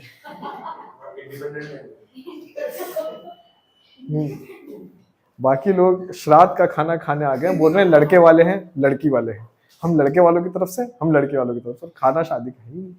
बताओ कुछ तो बताओ, आपको क्या लगता है? चलो आप तो थे ही नहीं, देखो आपके अंदर तो कोई बायसनेस ही नहीं है, एकदम सिंपल प्योर हो अभी आप, आपको कोई बायसनेस नहीं है किसी टॉपिक से रिलेटेड। तो आप ये बताओ, ये क्वेश्चन पढ़ के जो हमने डिस्कस किया आपको क्या लगता है क्या आंसर है? मैं ये नहीं बोल रहा आप सही आंसर देना, आप गलत आंसर भी दे सकते हो, पूरी फ्रीडम है आपको, लेकिन आंसर देना। ऑगमेंट बढ़ाना, इंक्रीज, इंक्रीज करना, augmentation means increase. B capital augment, okay. आपको ए नहीं, आपको सी लगता है।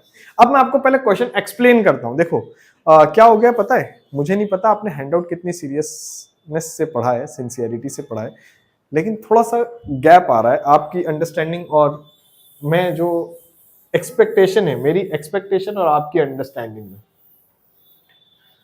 ओह सॉरी, डी है, डी नन।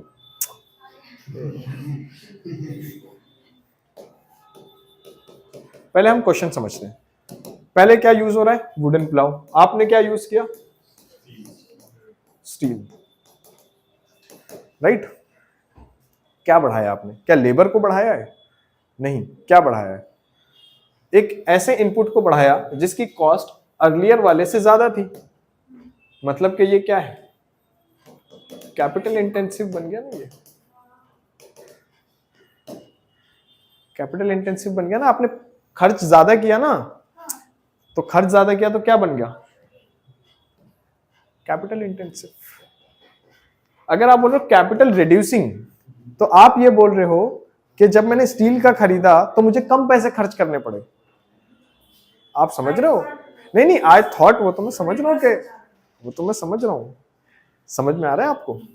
जब आप बोल रहे हो कि पहले आप लकड़ी का प्लाव खरीदते थे, मान लो वो 100 रुपए का आ जाता था, अब आपने स्टील का खरीदा 500 रुपए का आ रहा है, तो कैपिटल बढ़ाया ना मैंने।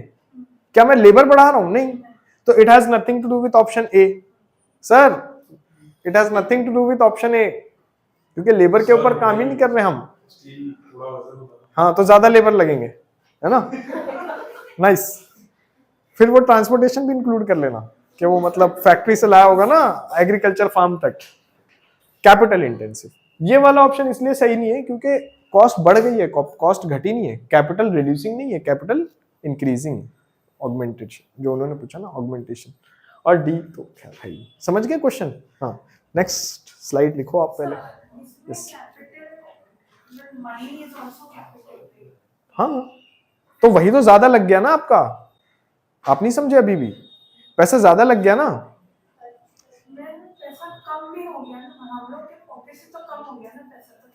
कैसे कम हुआ हमारे, आप अभी जब ये क्वेश्चन पूछ रहे हैं आपको कि एग्रीकल्चर में क्या हुआ, तो आप कंज्यूमर थोड़ी हो अभी, आप फार्मर हो ना। अब ये डिमांड सप्लाई कैसे समझोगे फिर आप? आपसे जो क्वेश्चन पूछा गया, मान लो आप सप्लाई पढ़ रहे हो, तो सप्लाई के टाइम अगर आप कंज्यूमर के हिसाब से सोचोगे तब तो सप्लाई की थ्योरी ही नहीं फिट बैठ रही है ना।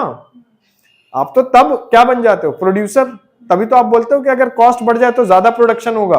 अगर आप डिमांड के हिसाब से सोचोगे तो हम कंज्यूमर हैं, तभी हम बोल रहे हैं कि प्राइस बढ़ गया तो कंजम्पशन घट गया। अच्छा, व्यू पॉइंट दृष्टिकोण। लकड़ी से स्टील का करने के फायदा क्या होता है? मैंने सोचा कि बहुत सारा फायदा होता है मैडम। पहला फायदा तो ये होता है कि लकड़ी का प्लाव उतना डीप प्लाविंग नहीं करेगा जितना डीप स्टील का जा सकता है, और उसकी वजह से क्या होगा, आपका जो सीड्स हैं वो ज्यादा डीप जाएगा तो पेस्ट अटैक से बचेगा। सबसे पहली बात तो ये है ना। और जो फार्म की जो सरफेस लेवल की सॉइल होती है उसी को तो इंप्रूव करने के लिए प्लाविंग कर रहे हैं ना हम। तो स्टील का ज्यादा डीप प्लाव करेगा ना as compare to wooden plough. Strength steel में ज्यादा है ना। आपको लकड़ी की स्टिक से मारे, स्टील के लिए तो हम बचेंगे ही नहीं। I don't think there is a need to copy table, right? Because it is there. You can make this. और ऐसे साइड में लिख लिया करो कि इसमें ना निश का कॉन्सेप्ट भी अप्लाई कर सकते हैं। तो वो आपके ना जो मल्टी सब्जेक्ट को हमें ये करना है, डॉट कनेक्ट करना है एक सब्जेक्ट के कॉन्सेप्ट को दूसरे सब्जेक्ट से, वो हेल्प करता है। क्योंकि मैं क्वेश्चन बनाऊंगा तो इसमें मैं रियलाइज निश का भी क्वेश्चन डाल दूंगा, फिर होगा कि ऐसे क्वेश्चन। नहीं, वो टेबल है, मुझे नहीं लगता ना उसकी जरूरत है। हाँ, वो यही है। ये मतलब ये जो आपने बनाया ना, तो यहाँ पर आप 3 बना लोगे तो वो एक अपने आप कवर हो जाएगा ना। अच्छा, देख लो। ये 2 कमोडिटीज है, ये आपका कर्व बना, ये अंडर यूटिलाइजेशन, ये नॉन अटेनेबल पॉइंट है, और ये ऑप्टिमम यूटिलाइजेशन। हाँ, yes, you can always make, you can always take your time, but we have limited time. That is what scarce resources is.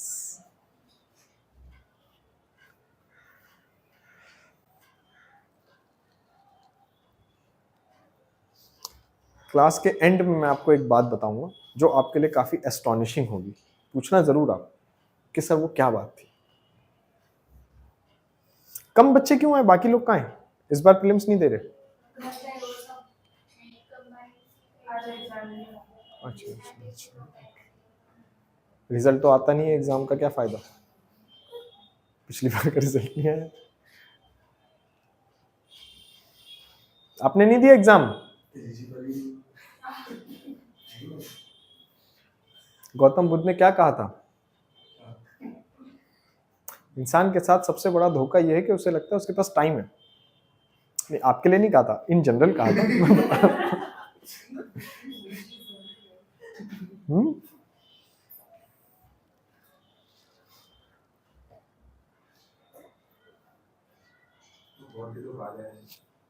मैं क्या कर सकता? आप लोगों के दूसरे सब्जेक्ट्स चल रहे थे ना, तो आपके कब होंगे फिर एनवायरनमेंट के सब्जेक्ट्स? ये सब साइंस हो गया। Okay, you are waiting for 6th mass extinction, फिर उसके बाद करेंगे फ्रेश, राइट? चलो ना, जल्दी करो।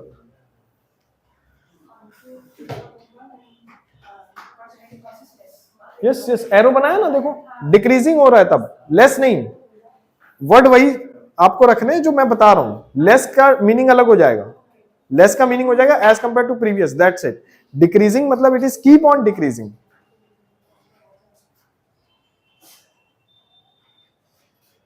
लिख देता हूं ना मैं ऐसे।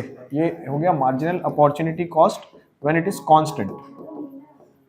Here marginal opportunity cost is constant. Here marginal opportunity cost is increasing, decreasing and constant.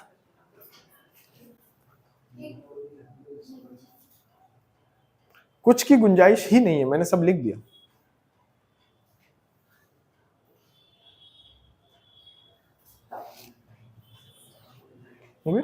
Written.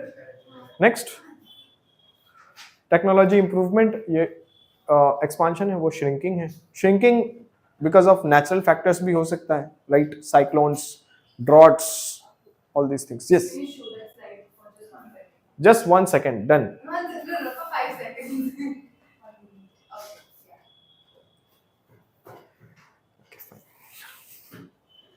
Optionals की क्लासेस आपकी बच रही है?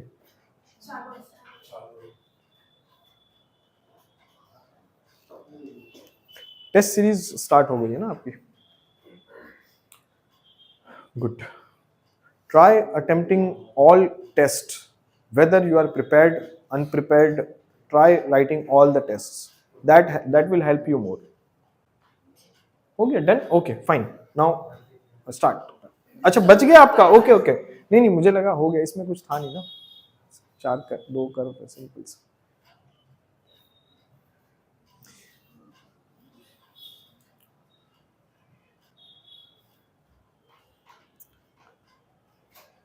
ये घड़ी खराब हो गई है ना?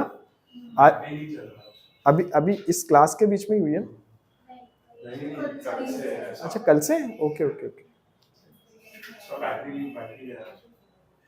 कोई बात नहीं. पढ़ोगे आप, बैटरी भी पढ़ोगे. जब साइंस पढ़ोगे उसमें बैटरी भी पढ़ोगे. Different fuel cells, batteries, all these things. चलो coming to this particular point now. Very simple concept, very basic concept that is related to demand. नहीं आप, मुझे पता है आपको पता है. I understand, you know what is demand and demand analysis. But मैं अपने सेटिस्फैक्शन के लिए आपको बता रहा हूँ कि देखो ऐसे होता है डिमांड. जैसे अगर हम इसको डिमांड थ्योरी समझने की कोशिश करें तो what is demand theory? Demand theory says if price of a commodity increases then demand, or we say quantity demanded will reduce, keep on decreasing. If price keeps on increasing, demand keep on decreasing, right? क्यों ऐसा होता है? क्योंकि जब price बढ़ेगा तो हमारी purchasing power घट जाएगी. जैसे फॉर एग्जांपल ये हो गया आपका प्राइस और ये हो गया क्वांटिटी. बहुत लकी हो आप कि आपके लिए ये करंट अफेयर्स, क्विक रिवीजन, ये सब भी कुछ है ना? क्योंकि ये तो हम ऑलरेडी पढ़ चुके हैं डिटेल में. देखो प्राइस फॉर एग्जांपल मान लो कि है ना, हम ऐसे करते हैं कि प्राइस बढ़ रहा है तो प्राइस था पहले 10, फिर हो गया 20, फिर हो गया 30. अब प्राइस क्या हो रहा है? इंक्रीज हो रहा है. तो क्वांटिटी क्या हो जाएगी? घटते जाएगी. जैसे मान लो ये हो गया 100, ये हो गया 70 और ये हो गया 30, राइट? अब देखो इसका कर्व बनाएंगे. कैसे कर्व बनाएंगे? ये हो गया. देखो आप नए हो, अगर आपको कुछ भी डाउट आता है कि लगा के ये थोड़ा सा ज्यादा एक्सप्लेनेशन चाहिए तो मैं कर दूंगा, है ना? लेकिन इनका हो गया है तो मैं क्या, थोड़ा सा फास्ट पेस है. लेकिन अगर आपको नहीं समझा तो मेरा काम है, और आपके लिए भी अगर आपको लगा कि नहीं समझ में आया, ऐसा नहीं है कि आपको अलग तरह से ट्रीट कर रहा हूँ मैं, ठीक है ना? मतलब आप भी पूछ सकते हो, मैं एक्सप्लेन करूंगा. The purpose of these classes are to make you understand that this is not very these are not very difficult concepts. If you have not studied, please study, right? This is the only purpose. और कुछ questions obviously. तो जैसे मान लो ये price बना रहे हैं, ये प्राइस है. प्राइस प्लॉट कर लिया कहाँ पर? y एक्सिस पे. और क्वांटिटी डिमांड प्लॉट कर लिया x एक्सिस पे. ये प्राइस है आपके 10, 20 और 30, और ये है आपका 30, 70 एंड 100. ठीक है, देखो बहुत सिंपल है. डिमांड कर्व क्या है? एक्स वाई एक्सिस को प्लॉट करना है, जो आप 7th 8th स्टैंडर्ड से कर रहे हो. 10 जब प्राइस है तो क्वांटिटी 100 है. ये 10 प्राइस है, ये क्वांटिटी 100 है. ये एक पॉइंट मिल गया ना आपको? ऐसे ही प्लॉट करते हैं ना ग्राफ. फिर 20 पे 70, तो ये 20 है, ये 70, और ये 30 पे 30, ये पॉइंट. जब आप इन सारे पॉइंट्स को मिला दोगे तो ये क्या बन जाएगा आपका? Demand curve represented as D. ठीक है, ये बन गया डिमांड कर्व. अब कुछ चीजें हैं देखो जो समझने की है. ये तो सिंपल था, इसमें कोई डाउट नहीं है ना? ठीक है, ये पॉइंट्स सारे मिला दिए आपने, डिमांड कर्व बन गया. अब देखो आपको क्या रहा है? प्राइस 30 से 20 हुआ. The moment price decreased from 30 to 20, demand बढ़ गया 30 से 70. ये इस डायरेक्शन में आ रहा हो ना, तो ये ऐसे मत समझना ये डाउनवर्ड स्लोप है तो डिमांड घट रहा है. ये है demand X axis. If you are going away from origin, demand is increasing. If you are going away from origin, price is increasing. ठीक है ना? ये कंफ्यूजन अब आएगा, अभी मैं क्वेश्चन दूंगा ना, जब आएगा आपको ये कंफ्यूजन कि सर वो तो इस तरफ जा रहा है ना, ये लाइन तो सर ऐसी दिख रही है, ये तो डिक्रीज होना चाहिए, ये कैसे इंक्रीज हो रहा है? तो इसलिए मैं क्लैरिफिकेशन दे दिया मैंने आपको. ओरिजिन से आप दूर जा रहे हो मतलब बढ़ रहा है, ओरिजिन से दूर जा रहे हो बढ़ रहा है. सिंपल कॉन्सेप्ट, मैथ सही है. अब देखो जैसे ही क्या हुआ, मान लो ये वाले पॉइंट पे हम आते हैं. कौन से पॉइंट पे? प्राइस 10 है और क्वांटिटी कितनी डिमांड हो रही है इकोनॉमी में? 100. अब क्या हुआ पता है? प्राइस बढ़ गया 10 से 20. 10 से 20 प्राइस बढ़ा तो आप इधर मूव करोगे टुवर्ड्स ओरिजिन. टुवर्ड्स ओरिजिन आ रहे हो मतलब क्या हो रही है, क्वांटिटी घट रही है। तो 100 से 70 हो गई, सिंपल है ये, इसमें कोई दिक्कत नहीं है ना। तो जब यहां पर क्वांटिटी डिमांड बढ़ता है तो इसको हम क्या बोलते हैं, क्या बोलते हैं? डिमांड बढ़ रहा है ना, क्या बोलोगे आप? इंक्रीज नहीं बोलोगे, क्या बोलोगे? Expansion in demand. कंफ्यूज इसी में हो गए जहां पर कॉन्सेप्ट था, तो फिर तो क्वेश्चन गलत हो ही जाएगा। इसके अलावा तो कंफ्यूज होने का कुछ नहीं था, यही याद रखना था कि इंक्रीज बोलेंगे या एक्सपांशन बोलेंगे, ठीक है ना। अभी बता रहा हूं इंक्रीज कब बोलेंगे। फिर क्वांटिटी डिमांड अगर घट रहा है तो क्या बोलेंगे? कॉन्ट्रैक्शन। जिंदगी में सिर्फ शब्दों का माया जाल है। If you are good with maya jaal of शब्दों means words, job is done. Terminologies, that means many questions you will see from science tech, from environment, if you are aware of those terms which have been asked. For example, one question was in environment, that is Miyawaki. Miyawaki is a technique used by BMC for urban forest.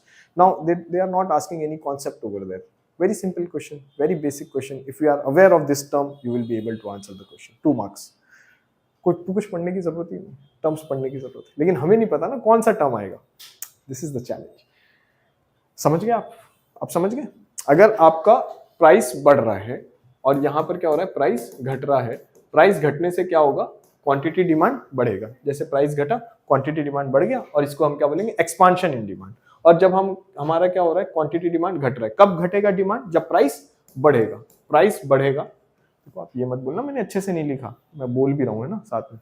Price बढ़ा, quantity demand घट गया, इसको हम क्या बोलेंगे, contraction in demand और contraction of demand. ठीक है, ये हो गया डिमांड कर्व। Okay fine. लेकिन आप मुझे बताओ कि क्या सिर्फ प्राइस ही ऐसी चीज है जिससे डिमांड इंपैक्ट करता है? आप बताओगे, इनको छोड़ो, आप बताओ, आपको क्या लगता है कि सिर्फ प्राइस ही ऐसी चीज है जो डिमांड को इन्फ्लुएंस कर सकता है या कोई और भी चीज है? नहीं, हम सप्लाई की बात ही नहीं करेंगे, हम सप्लाई की बात ही नहीं करेंगे। मैं सप्लाई, मुझे नहीं पता क्या है सप्लाई, आपको पता है, मुझे नहीं पता। आप मुझे बताओ कि और कौन से फैक्टर्स हैं जिससे डिमांड इन्फ्लुएंस हो सकता है? सोचो सोचो, क्या ऐसा कोई और फैक्टर है? जैसे मान लो ये पेन है, आपको ये पेन खरीदना है, ठीक है, अगर इसका प्राइस बढ़ गया तो आप कम क्वांटिटी में खरीदोगे, और प्राइस घट गया तो ज्यादा क्वांटिटी में खरीद लोगे। इसके अलावा क्या फैक्टर है कि आप ये पेन ज्यादा या कम क्वांटिटी में खरीदोगे? जाने दो, इतना डिफिकल्ट क्वेश्चन नहीं बनाते, सिंपल क्वेश्चन बनाते हैं। आप सुबह में टी पीते हो या कॉफी पीते हो? टी पीते हो। अब आप मान लो कि टी का प्राइस घट गया, प्राइस घट गया तो आप टी की डिमांड बढ़ा दोगे, है ना, और प्राइस बढ़ गया तो क्या करोगे, टी की कम कर दोगे। गुड। अब आप मुझे बताओ कि अदर देन प्राइस और क्या फैक्टर है कि आप डिमांड घटाओगे या बढ़ाओगे? अवेलेबिलिटी, ओके, और व्हाट मोर? नॉन अवेलेबिलिटी में आप क्या करोगे, डिमांड कम कर दोगे। हाँ, T is not available in supermarket, क्या करोगे, डिमांड कम कर दोगे। मैं आपको एग्जांपल देता हूं, अभी देखो जैकेट्स, स्वेट शर्ट्स, जैकेट्स, कब आप इनकी डिमांड बढ़ाते हो? विंटर में। इसलिए नहीं बढ़ाते हो कि पैसा कम हो गया जल्दी जल्दी खरीद लो, मई के मंथ में थोड़ी खरीदोगे जैकेट्स। मतलब other than price there are many other things, and one of the thing is season. Season को हम क्लासिफाई करते हैं टेस्ट एंड प्रेफरेंसेस में। जैसे मान लो अभी देखो ये ऐसे जीन्स आ गए, फटे फटे जीन्स पहनते हैं लोग, पैसे देके फटी जीन्स खरीद रहे हैं, तो ये क्या है, टेस्ट एंड प्रेफरेंस, ठीक है ना, थोड़ा कूल बनना पड़ता है ना कभी कभी। अब आप समझो ये पहली चीज जो other than price means there are factors influencing demand other than price. Number 1 is income of the consumer. आप ये बोलो कि कोविड में लोगों की जॉब चली गई, forget about tea, they are not able to manage water. पढ़ा होगा ना आपने रिसेंटली न्यूज़पेपर में, क्या हुआ, वो पानी पी के लोग मर गए। बताओ, पानी पी के लोग मर जा रहे हैं। अरे पानी तो छोड़ दो पीने के लिए, मैं नहीं डिस्कस करूंगा ना, ये प्रीलिम्स क्लासेस है। Income of the consumer, if income of the consumer increases then demand obviously increases, if income of the consumer decreases demand decreases. Simple है, इनकम बढ़ गया आपका तो आप क्या करोगे, डिमांड बढ़ा दोगे। आपके पास पैसे ज्यादा है ना, सारा खेल परचेजिंग पावर का है। इनकम बढ़ गया तो आपने ज्यादा खरीदना शुरू कर दिया, इनकम घट गया कम खरीदना शुरू कर दिया। लेकिन ये नॉर्मल कंडीशन में होता है कि इनकम बढ़ गया तो डिमांड घटा दो, डिमांड बढ़ा दो, इनकम घट गया तो डिमांड भी घटा दो, reduce demand, right. But there are some goods known as giffen goods or some goods known as the goods used for show off, right, luxury goods maybe। इसमें ये नहीं होता। जैसे मान लो डायमंड है, डायमंड की कोई ऐसी बहुत अच्छी वैल्यू तो है नहीं, डायमंड इसलिए लोग दिखाते हैं क्योंकि देखो कुछ लोगों के पास है, अदरवाइज अगर डायमंड की वैल्यू घट जाए तो कोई डायमंड नहीं खरीदेगा। Diamond has lost its charm, हम बोलते हैं ना ऐसे, the person has lost its charm, his charm, her charm. क्यों? क्योंकि वही एक चीज है, बाकी तो देखो क्या है, face, eyes, nose, everything is same. Person is losing its charm, that is the biggest defeat a person can have, losing its his और हर चार्म। गिवन गुड्स क्या है? Poor quality goods. मीन्स मान लो आपने वो rice खरीदा और rice में बहुत सारी इम्प्योरिटीज हैं, आपकी इनकम बढ़ जाएगी, आप वाला राइस नहीं खरीदोगे। इनकम लेस है, पैसे कम है, there is dependence, purchasing power is less, that is why you are going for those poor quality products. The day you will get more income, you will be leaving all those poor quality products, right. लेकिन normal condition में ये होता है, normal condition में जो है वो याद रखना है, these are exceptions. Luxury goods, दाम घट गया, नहीं खरीदेगा कोई, क्योंकि लग्जरी गुड खरीदते इसलिए कि दाम ज्यादा है ना। अरे देखा होगा ना आपने, वैसे वो घर में बना देते हैं वाटरफॉल, ऐसे घर में वो बनाते हैं पानी, देखा होगा, नहीं देखा है आपने? देखा है, क्यों बनाते हैं, क्यों इतने पैसे खर्च करते हैं? That is luxury, that is for show off, right, के देखो हम कुछ बढ़िया। अदरवाइज देखो क्या है, किसी भी स्पेशी का दो ही गोल है पूरे लाइफ में। हाँ सर आप बताइए, बहुत टाइम है ना आपके एग्जाम को, बताइए कि किसी भी स्पेशी का, मैं हिंट दे देता हूँ कि किसी भी स्पेशी का अपने लाइफ में दो ही गोल होता है। What are those two goals? हाँ, फूड, तो फिर तो बहुत सारे हो जाएंगे। हाँ, फूड, और फिर क्लोथ, फिर शेल्टर, फिर एजुकेशन, फिर हेल्थ केयर, फिर डॉक्टर, फिर टीचर, फिर ट्रांसपोर्टेशन, लोकल ट्रेन, फिर जेट, इंडिगो। अभी सुना होगा ना आपने, पढ़ा होगा इंडिगो के बारे में। हाँ, हम तो एक हफ्ता फंस गए इंडिगो के चक्कर में। और बताओ, नहीं तो ये तो बहुत सारे हो गए, मैं तो बोल रहा हूँ दो ही है, किसी भी स्पेशी का दो ही गोल है, पढ़ा होगा आपने। गुड, कहाँ पढ़ा आपने? कहाँ पढ़ा आपने? किसी भी स्पेशी का दो ही गोल है, survival and reproduction, that's it. IAS wise तो बात की बात है, ये सब तो समझ रहे हो ना। तो गिवन गुड्स क्यों खरीद रहे हो? क्योंकि सर्वाइवल, क्योंकि सर्वाइवल का इशू है, इसलिए गिवन गुड्स खरीद रहे हो। The moment your income will increase, given goods will be gone. समझ में आया सर? दो गोल है, फूड वूड तो बात की बात है, ये सब झूठी बात है। फूड तो बस भूखा रहेगा नहीं, सर्वाइवल में फूड, क्लोथ, शेल्टर सारा आ गया, समझे? सर्वाइवल में सारा आ गया। और फिर जब रिप्रोडक्शन की बात होगी तो अपने ऑफस्प्रिंग को भी सेव करेगा। ऑफस्प्रिंग बचना भी तो चाहिए। लो फिकेंडिटी पढ़ा होगा ना, कैट्स, डॉग्स, लो फिकेंडिटी, 5-6 ऑफस्प्रिंग है, उसमें से कोई एक बच गया तो बच गया।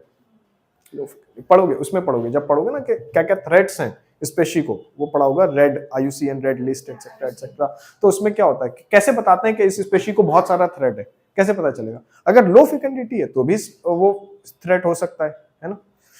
Humans are least concerned species as per IUCN list. Every other species is facing threat from humans, but not human facing threat with any other species over there, right? So one is income of the consumer. अगर मैं आपको इसको draw करके दिखाऊं ना, देखो ऐसे बनेगा ये।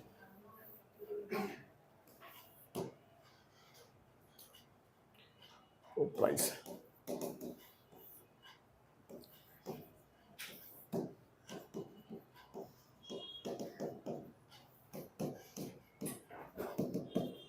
इनकम 1 लाख, इनकम 2 लाख, ठीक है। दो हम इनकम का वेरिएशन देखने की कोशिश कर रहे हैं ना। प्राइस वही सेम रखते हैं हम, क्या था 10, 20 और 30, ठीक है। और ये मान लो इनकम जब 1 लाख थी, हमने क्या रखा था इसको 100, 70 और 30। इसको हम क्या कर देते हैं, इनकम बढ़ गया ना, इसको कर दो 200, इसको कर दो 140, इसको कर दो 60, बढ़ा दिया आपने डिमांड। अब देखो ये क्या चेंज होगा यहाँ पर, 10, 20, 30, then here we have this 30, 70 और 100।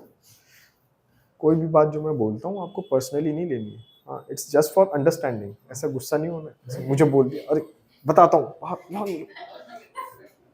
recent incident, I faced a lot of horrible incidents also in classes. I'll share definitely.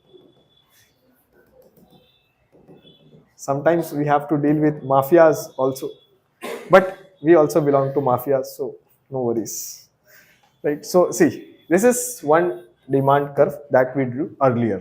Now अब क्या हो गया यहाँ पर, थोड़ा सा डिमांड बढ़ गया ना, तो ये हो गया 60 मान लो आपका, ठीक है, ये हो गया दिस 140 एंड दिस 200, ठीक है।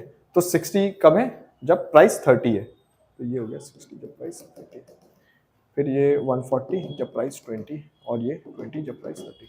ये बन गया आपका नया वाला डिमांड कर्व, मतलब ये वाला, ठीक है, new demand curve, this one. तो ये जो शिफ्ट है इसको हम क्या बोल रहे हैं, इंक्रीज इन डिमांड, ठीक है। ये जो शिफ्ट हुआ ना डिमांड कर्व यहां से यहां, मतलब when demand curve shifts to its right, it is known as what, increase in demand. When demand का, अब देखो ये बताने की जरूरत नहीं है कि जब ये इनकम 2 लाख था तो वही इनकम जब 1 लाख हो गया तो ये वाला डिमांड कर्व आ जाएगा। मतलब अब कौन सा शिफ्ट हो गया, लेफ्ट वर्ड। ये डिमांड कर्व शिफ्ट होके यहां चला गया और ये डिमांड कर्व शिफ्ट होके यहां आ गया। समझ रहे हो आप, मतलब यही डिमांड कर्व शिफ्ट होके जब राइट में जा रहा है तो हम बोल रहे हैं इंक्रीज इन डिमांड, और यही डिमांड कर्व जब शिफ्ट होकर लेफ्ट में आ रहा है तो हम उसको क्या बोल रहे हैं, decrease in demand. Why increase and decrease, because it is not fluctuating with respect to its price, rather than other factors are responsible. Number one is this income of the consumer has increased. अगर आपकी income बढ़ गई है तो आप अपनी demand को बढ़ा दोगे, that is known as increase in demand. Income घट गई है, डिमांड को बढ़ा दो, घटा दोगे, that is known as what, decrease in demand. जैसे और चीजें हो सकती हैं, price of related goods, price of related goods, थोड़ा सा फास्ट करेंगे, है ना। प्राइस ऑफ रिलेटेड गुड्स क्या मीनिंग है, जैसे मान लो आपने बताया था टी, है ना, लेकिन कुछ लोग कॉफी भी पीते हैं।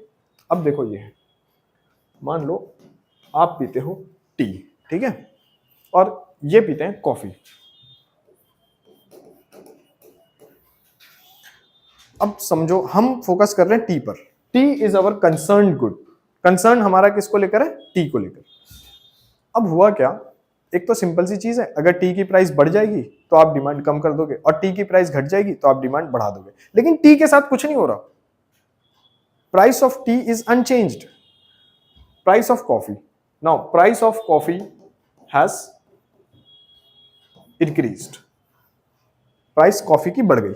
अब इनको क्या हो गया, प्रेशर आ गया ना प्राइस के बढ़ने का, इन्होंने क्या किया, क्वांटिटी को घटा दिया, but it has to be compensated. ऐसा तो नहीं है ब्रेकफास्ट में कुछ नहीं, लिक्विड भी चाहिए ना थोड़ा, वो अलग लिक्विड भी होता है, वो उसकी बात मैं नहीं कर। अब देखो कॉफी का प्राइस बढ़ गया है, जब कॉफी का प्राइस बढ़ गया तो हमने क्या किया, कॉफी तो नहीं ले सकते, डिमांड घटा दी, लेकिन उसको कंपनसेट किससे करेंगे, टी से।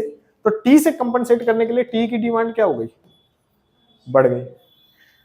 क्या इसमें टी के प्राइस का कोई रोल है, नहीं है, टी के प्राइस का कोई रोल नहीं है, टी की डिमांड बढ़ने में रोल किसका है, कॉफी के प्राइस का रोल। तो इसका मतलब है रिलेटेड गुड्स भी आपके जो ये है गुड्स की डिमांड को इन्फ्लुएंस करते हैं, ठीक है। जो मैंने आपसे पूछा ना कि और क्या क्या फैक्टर्स हैं अदर देन प्राइस, तो एक तो हो गया रिलेटेड गुड्स, रिलेटेड गुड्स का प्राइस, जैसे मान लो कॉफी का प्राइस घट गया, कॉफी का प्राइस घट गया, तो आपने सोचा कि जितने में 1 किलो टी आ रहा है, 1 किलो टी पाउडर, उतने में 5 किलो कॉफी आ रहा है, तो आपने सोचा एक बार कॉफी ट्राई करके देखते हैं, और आपने क्या किया, टी की डिमांड को कम कर दिया, क्वांटिटी डिमांडेड घट गया, ठीक है। ये कब पॉसिबल है, जब ये इन्होंने जैसे अभी बताया, मुझे नहीं बताया, आप लोगों को बताया कि ये कैसे गुड्स है, नहीं सप्लीमेंट्री है, सप्लीमेंट्री है कॉम्प्लीमेंट्री है,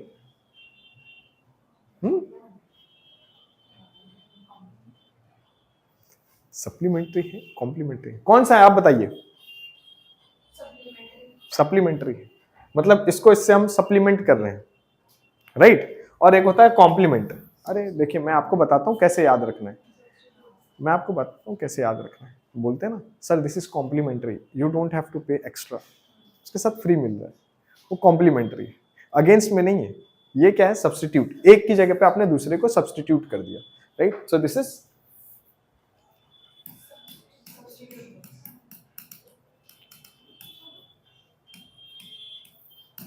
समझ गया? क्लियर? अब दूसरा आता है कॉम्प्लीमेंट्री। कॉम्प्लीमेंट्री क्या, जैसे this sugar and T, bread and butter, right, bat and ball, जो चीजें साथ में चाहिए, एक खरीद रहे हो दूसरी भी खरीदनी पड़ेगी। मोबाइल एंड चार्जर, अब तो चार्जर देते भी नहीं है, वायर दे लो। और बोल क्या रहे हैं, देखो ऑडेसिटी, देखो क्या रीजन है, environmental conservation. Environmental degradation has happened to a great extent, and now we are saying by making less charger we are going for environmental conservation. First time तो छोड़ दो, हम तो वो पूछ ही नहीं रहे, हम तो पूछ रहे मोबाइल की भी इतनी क्या जरूरत है? Why mobiles are not durable beyond 5 years? Let's make a phone, क्योंकि देखो सर, अभी इकोनॉमी में इसको मैं ले आता हूं, देखो कैसे लीनियर इकोनॉमी होता है। लीनियर इकोनॉमी में क्या है, रॉ मटेरियल्स लो, प्रोड्यूस करो, सेल करो। सो raw materials, production, use, disposal. लेकिन हमारा लीनियर इकोनॉमी का कॉन्सेप्ट डिफीट हो चुका है। If we are going for this kind of activities, there will be lot of this what is called waste, and this waste disposal etc. When we are talking about now, we are into era of those persistent organic pollutants also. Those pollutants were not available earlier, but now it is available. Why? Because maybe nature has not given us all these things, refrigerator, ACs etc. But now we have made refrigerators, ACs, and now we are having problem of this persistent organic pollutants in the form of this hydrofluorocarbons, etc. This hydrofluoro, hexafluoro, this benzene, methane, etc. Now what they have resulted in? They have resulted into depleting ozone layer. तो nature ने वो नहीं दिया है, लेकिन हमने वो बना लिया, और फिर हमको लगा कि हमने वाह क्या कमाल कर दिया, फिर आया मॉन्ट्रियल प्रोटोकॉल, बंद करो इसको, है ना? समझते हो आप, तो पढ़े लिखे लोग तो समझ गए ना आप। देखो एक तो हो गया सप्लीमेंट्री, दूसरा हो गया सब्स्टिट्यूट। सब्स्टिट्यूट में क्या है, जैसे मान लो एग्जांपल लेते हैं क्रिकेट में बैट एंड बॉल। अब तो क्रिकेट में जेंडर वाली बात ही नहीं है ना, अब तो पॉपुलर ले सकते हैं। पहले बहुत दिल्ली में तो जैसे क्रिकेट की आप एग्जांपल ले लो, जेंडर बायस नहीं, अब नहीं है, अब तो ले सकते हैं एग्जांपल। तो अब इसमें मान लो अगर हमारा कंसर्न गुड बैट है और बॉल का प्राइस बढ़ गया, तो क्या आप बैट खरीदोगे? नहीं खरीदोगे। अरे बॉल का प्राइस बढ़ गया है तो अब तो बैट खरीदने का कोई फायदा है नहीं, तलवार थोड़ी चलाओगे बैट से खरीद के बैट समझ गए ना आप, बैट एंड बॉल। तो जब कोई गुड्स क्या होती हैं, कैसी गुड्स होती है, कॉम्प्लीमेंट्री। ये तो सब्स्टिट्यूट हो गया, कॉम्प्लीमेंट्री गुड्स। तो इसमें क्या होता है कि एक का प्राइस दूसरे के डिमांड को अफेक्ट करता है।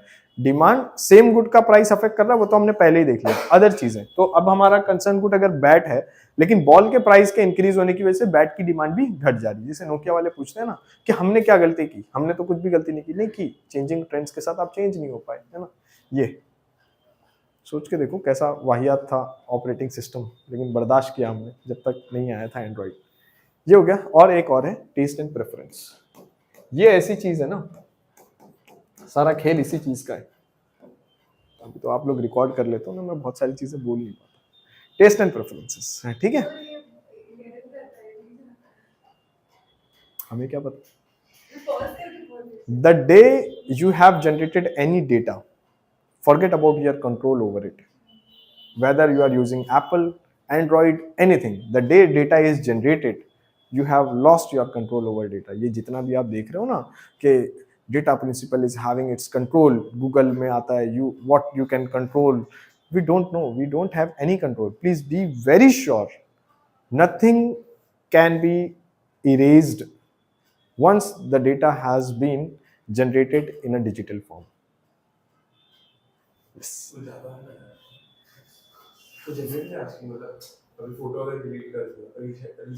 कहीं नहीं जा रहा, सब है, कहीं नहीं जा रहा। That is why you are able to recover your data. अरे भाई, मैं फॉर्मेट करने के बाद भी डेटा रिकवर कर पा रहा हूँ, सिस्टम फॉर्मेट करने के बाद भी डेटा रिकवर कर पा रहा हूँ, पैसा देना है बस ज्यादा। कैसे रिकवर हो पा रहा है? कुछ भी डिलीट नहीं हो रहा। आज देखो ना आप गूगल में, तो आप फोटो डिलीट करो, अब वो तो ऑप्शन ही नहीं देते कि डिलीट, वो बोलते हैं रिमूव। आप थोड़ा सा टर्म के डिफरेंस को समझो। अब डिलीट का ऑप्शन नहीं दे रहे हैं, वो बोल रहे हैं रिमूव, मतलब यहां से रिमूव कर दिया, बस यहां नहीं है, कहीं तो है।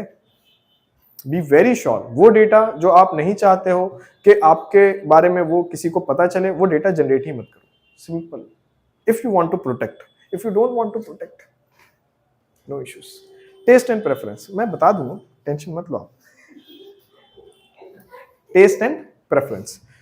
टेस्ट एंड प्रेफरेंस में क्या हो सकता है, जैसे ये कौन सा चल रहा है आजकल, ये कॉकटेल मॉकटेल ये सब देखते हो ना आप, पहले तो नहीं था ना ये यूपीएससी ऑनलाइन कोचिंग 4,000 रुपये में फाउंडेशन कोर्स ले लो, ये सब ये है टेस्ट एंड प्रेफरेंस। क्योंकि लगना चाहिए कि प्रिपरेशन हो रही है ना, प्रिपरेशन करना किसको है, हम तो 5 ईयर प्लान लेकर आए, 5 ईयर प्लान चलेगा हमारा।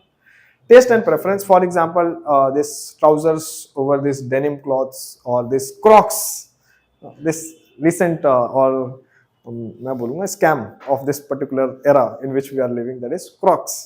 5,000 का चप्पल ले लो जबरदस्ती का, 5,000 में तो 10 चप्पल आ जाते, जीवन खत्म हो जाता हमारा उसमें। टेस्ट एंड प्रेफरेंसेस मतलब क्या होगा कि देखो ग्रीन टी में कोई बहुत, मुझे तो नहीं लगता, अब वो तो खैर मैंने कोर्स नहीं किया वो डाइटिशियन वाला, क्या बता आप लोगों को पता होगा है ना, कि वो ग्रीन टी कंज्यूम करो, इट इज ये क्या करते हैं antioxidant, yes yes yes, metabolism बढ़ाएगा, एंटीऑक्सीडेंट। पहले नहीं था ना ग्रीन टी, किसका मेटाबॉलिज्म सफर कर रहा था, तो आज सफर कर रहा है। आप बताओ, वो आपने पढ़ा होगा ना मैगी बैन वाला इश्यू पढ़ा है, क्या मिला था मैगी बैन में, और सोडियम भी बहुत आया है। और एंडोसल्फान, कैसे भूल गए आप, एंडोसल्फान पीओपी है, देखो एंडोसल्फान कॉजिंग व्हाट, अरे डिमिनिशिंग रिप्रोडक्टिव कैपेबिलिटीज। खाओ मैगी, ऑफस्प्रिंग ही नहीं आएगा। 2 गोल में से 1 गोल गया मैगी खा के, सर 2 मिनट की मैगी, ऑफस्प्रिंग खत्म, नो फ्यूचर जनरेशन। ये करते हैं 2 मिनट की मैगी खा के, और फिर वो आ भी गया मार्केट में, बैन होने के बाद मार्केट में आ भी गया। आप देखो, अब मुझे नहीं पता क्या है या नहीं मुझे। Taste and preferences. So what is taste and preferences? If taste and preferences are favoring some commodities, maybe the demand will increase. If taste and preferences has turned negative towards a particular commodity, then demand will decrease. Simple.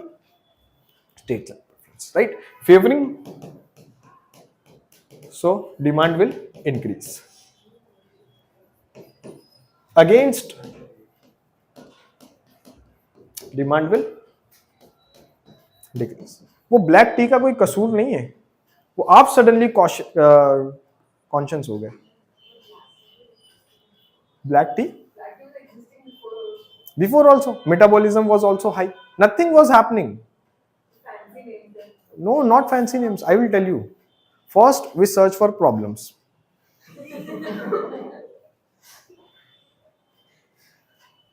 we will not have a decent day-to-day activities. First, I will give you Netflix, so that for 2-3 days you can lie on bed and you can be dependent on those chips and those sugar bottles, cokes, etc., right? And then I will tell you, see, we can have this, fat will reduce. How we have accumulated so much fat, we will not talk about this. Let's first accumulate fat, then come to our gym, and we'll give you protein also, then we'll give you this, then we'll give you that, we'll give you everything.